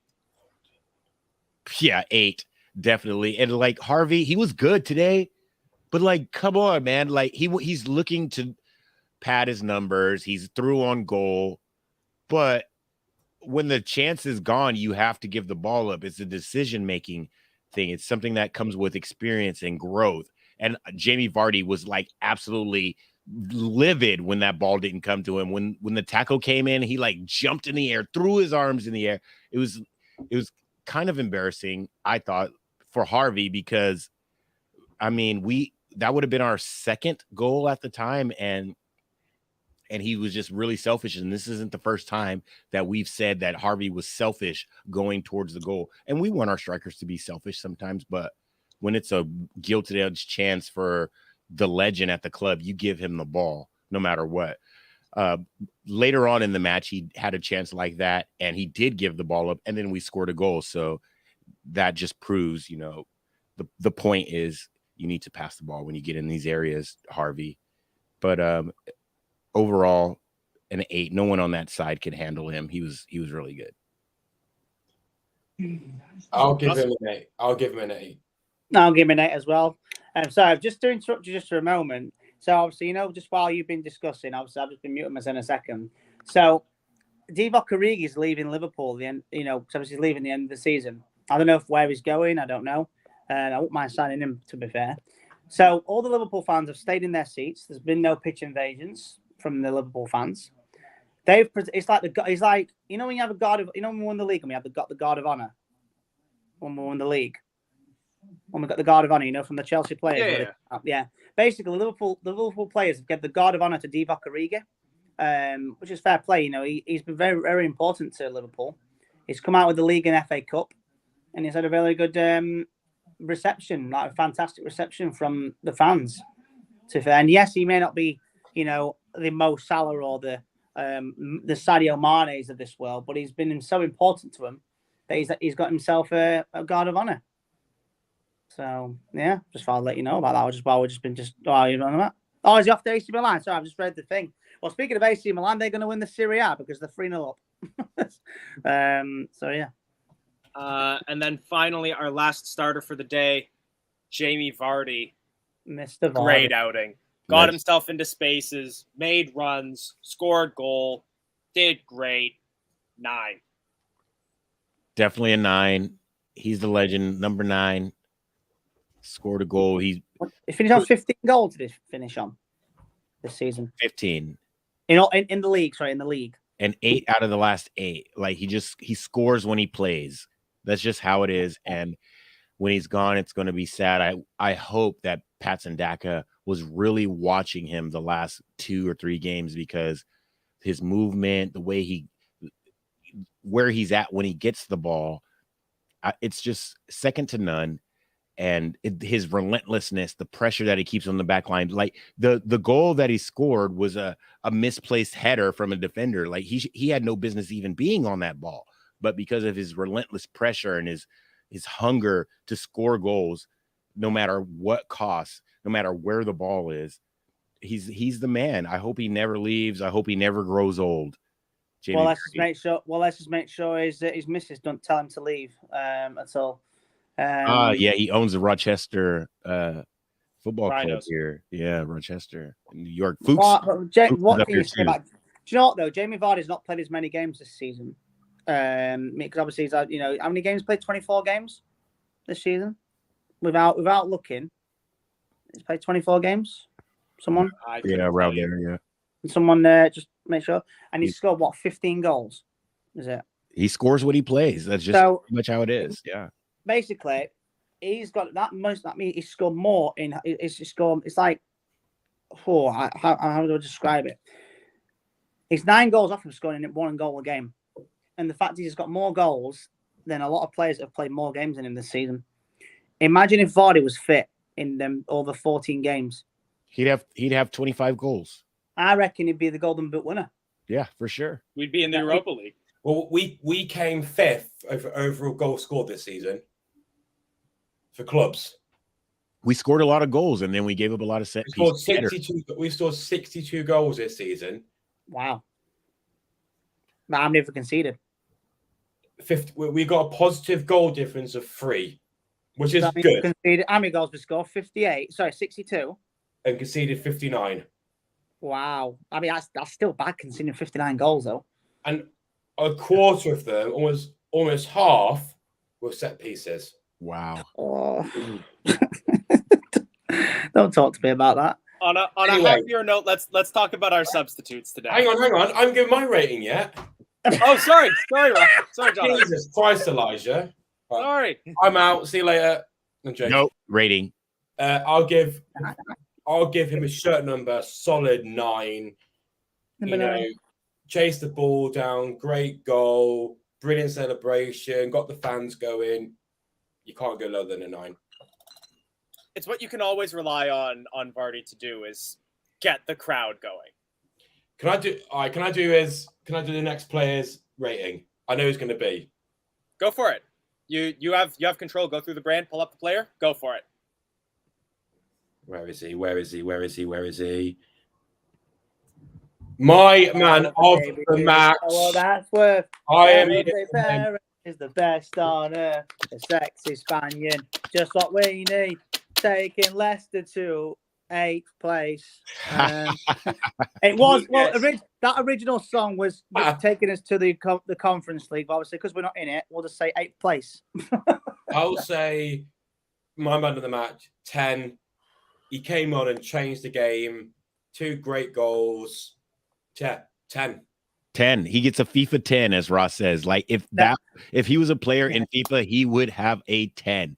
2 goals with 15 minutes of playing. Like he's in a good position.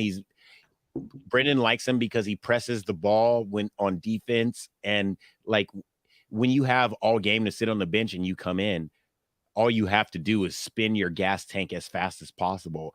And Io, he maximized his gas tank today. 2 goals. I love it. 10. FIFA 10. Let's go. Do you know what? I agree. Is he coming back next season? I hope so. He's a you know great what? depth piece for this club. Say what you want about Perez, but you know when on his game, he scored 5. I mean, I don't know if he scored more goals. He used to score a lot of goals for Newcastle against Southampton, and he got a hat trick against Southampton for Newcastle. Yep, and he got a hat trick for us. His first goal / hat trick for Leicester was against Southampton. Yep, in the driving rain today. Yep. So yeah, he has a habit of scoring against Southampton. So yeah, perfect 10. And then, if you want to know my thoughts, you could just rewind back to what Jono said. Perfect 10, my man of the match. Did great, took his goals so well. 2 fabulous volleys. If next season he stays, I want the picture on one of the clappers next season to be that flying volley, because that was just incredible. Absolutely incredible. Undisputed 10, undisputed man of the match for me. Yeah, 10 for me, man of the match. Oh, my dad's managed to get a clapper. My dad went to the game today. So he's got a clapper. Brilliant. So yeah. Let's go through last 3? We made 4 subs, didn't we? Yeah, I was about to say now that we've gotten Perez out of the way, I feel like we're just going to rattle 3 quick FIFA 6s here. Yeah. Don't say comments, just say your rating. Okay. Yeah, so Dana Marte, I can't even find the graphic for him at the moment, but I will in a moment. There he is. Dana Marte. 6. 5. Didn't do anything. Do more than Didn't do anything. 5. Just give him the FIFA 6. No, don't you get a 5 when you don't do anything on FIFA? Yeah, 5. No, it's 6. No, you get a 6. No, you get 6 on FIFA. Okay, well, I'm sorry, EA Sports FC in 2 years' time. Okay. Yeah. I'll give him a 6 then. FIFA 6. Ricardo didn't do anything. FIFA 6. I give Ricardo a 6.5. I think he did have a little bit of an impact. He played well on the wing for the time he had. He just didn't have enough time to make a significant impact. Yeah, 6. Is that all the subs done? Nope. We've also still got Ademola Lookman. FIFA 6. I'll give him a 7, to be honest. I'm going to give him a 7. I think he brought that pace. I thought he made that aggression. So I'll give him a 7. To me, I think he played a little bit of a role in the last goal as well. Some of the build-up, the rush ahead to get to the goal. So, yeah, I'd give him a 6.5 as well. Yeah, 6 is fair. Yeah. So I've just been thinking, they're just showing a bit about, Burnley. Obviously, they've been relegated. Can you remember a few months ago when Newcastle were in the relegation zone and they signed Chris Wood and Burnley signed that Weghorst? They were like, wow, that's an upgrade and stuff. And now, I bet Chris Wood is absolutely laughing. I'm not big fans of Newcastle and all that stuff, but the fans, yeah, they're great. Newcastle now have just relegated Burnley, who were laughing at Newcastle for signing Chris Wood for 30 million quid. And now Chris will be playing the Premier League again next season. So, the results? If everyone don't know the scores, I've got my microphone. Well, my remote. Can I? Everyone's got Google. No, but I'm like you, but this is a once in a lifetime moment. Let me have this moment, Jono. I need this moment. I'm going to do it in my final score voice. Ross, next season we getting you a microphone, bro. Yes, thank you. Send me one. I'll send you my remote. Yes. Combs look more like microphones than a mic. All right. My remote still has its battery cover. Is that better? Here we go. So we'll start off from the top. Here we go. Barclays, Premier League. Oh, sorry, no, it's not Barclays, isn't it? It's not the Premier League. Ross, that was your chance. You're done. Crystal Palace 1, Man U 0, Arsenal 5. Right, here we go. No, So, let him have it. Let him have it. right. Can I take the screen? The full screen, Elijah? Well, now you're just now you're being hard on Barnes. Now you're getting selfish. Hang on. So let me have this moment. Here we go. So, Premier League: Arsenal 5, Everton 1, Brentford 1, Leeds United 2, Brighton & Albion 3, West Ham United 1, Burnley 1, Newcastle United 2, Chelsea 2, Watford 1, Crystal Palace 1, Manchester United 0, Leicester City 4, Southampton 1. This is where that's the part where you meant to cheer. I'll say it again. Leicester City 4, Southampton 1. Yay! There we go. Liverpool 3, Wolverhampton Wanderers 1. Manchester City 3, Aston Villa 2. Boo. Norwich City 0, Tottenham Hotspur 5. Boo. And that is it. And conclusion in Serie A, it's Sassuolo 0, AC Milan 3, Inter Milan 1, Sampdoria. You have to go to the Inter Milan championship 3, scores. Ross, I promised you the Premier League. I didn't promise you Serie A. What about Wrexham United? Oh, that's all right. So with that, so we've done our player ratings, we've done the match. Just a little bit of housekeeping, of course. If you have enjoyed this is the final match of the season. However, we're still going to have plenty of content coming through the off season. We've got big things in store for this channel. So if you liked what you saw, drop us a like, share the video, drop a subscribe as well. If you missed at the start of the match, you can win a much better looking kit than this. We don't know what the design is yet, but you can win the 22-23 Leicester City home shirt thanks to our partners at Pucka Pies.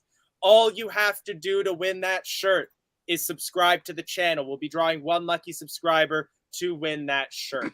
As well, you can find us on all these social media platforms that are currently obscured by Ross's full-time scores. There we go. You can follow us at any of those platforms. Thank you all so much for being with us through this journey, through this season. I'm going to give my thanks to all of my lovely co-hosts as well. Shout out to Phil. Shout out to Phil. That's the point. Is any of them clicked on, like Jack or anything yet? No, I'm going to assume, like with so many people there, the last match of the season, folks are going to be at the Foxes fan, so there's not going to be any internet there. We have got some big things planned for next season. We've got some new design stuff, like we've got new stickers, we've got maybe a new show. New stickers.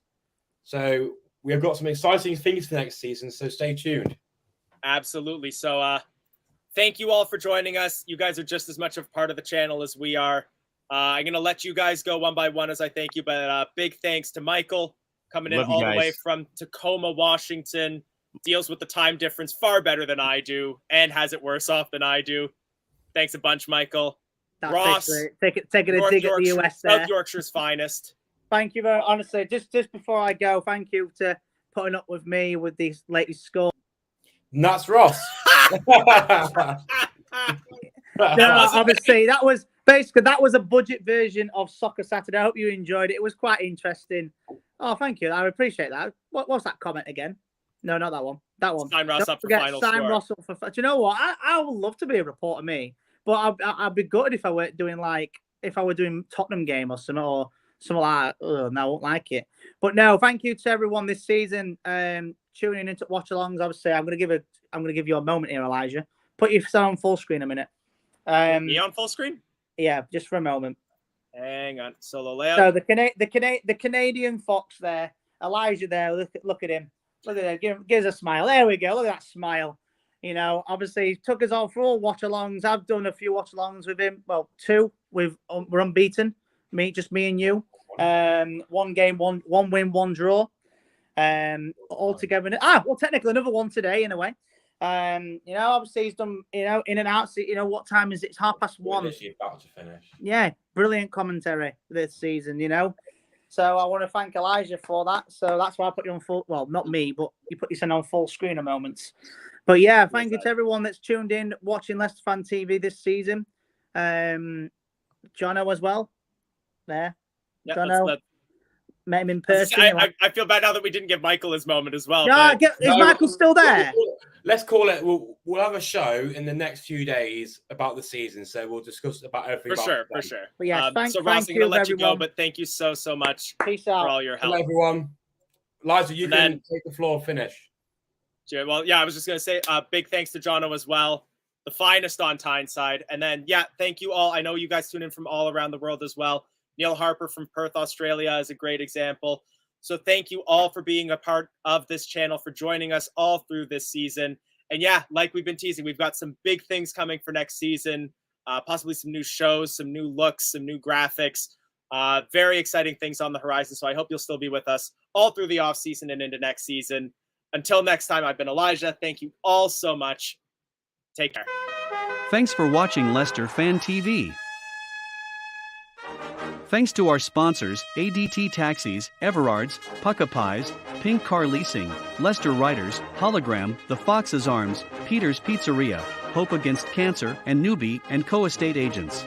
Make sure to follow us on all of our social channels at Leicester Fan TV. Visit our website, leicesterfantv.com.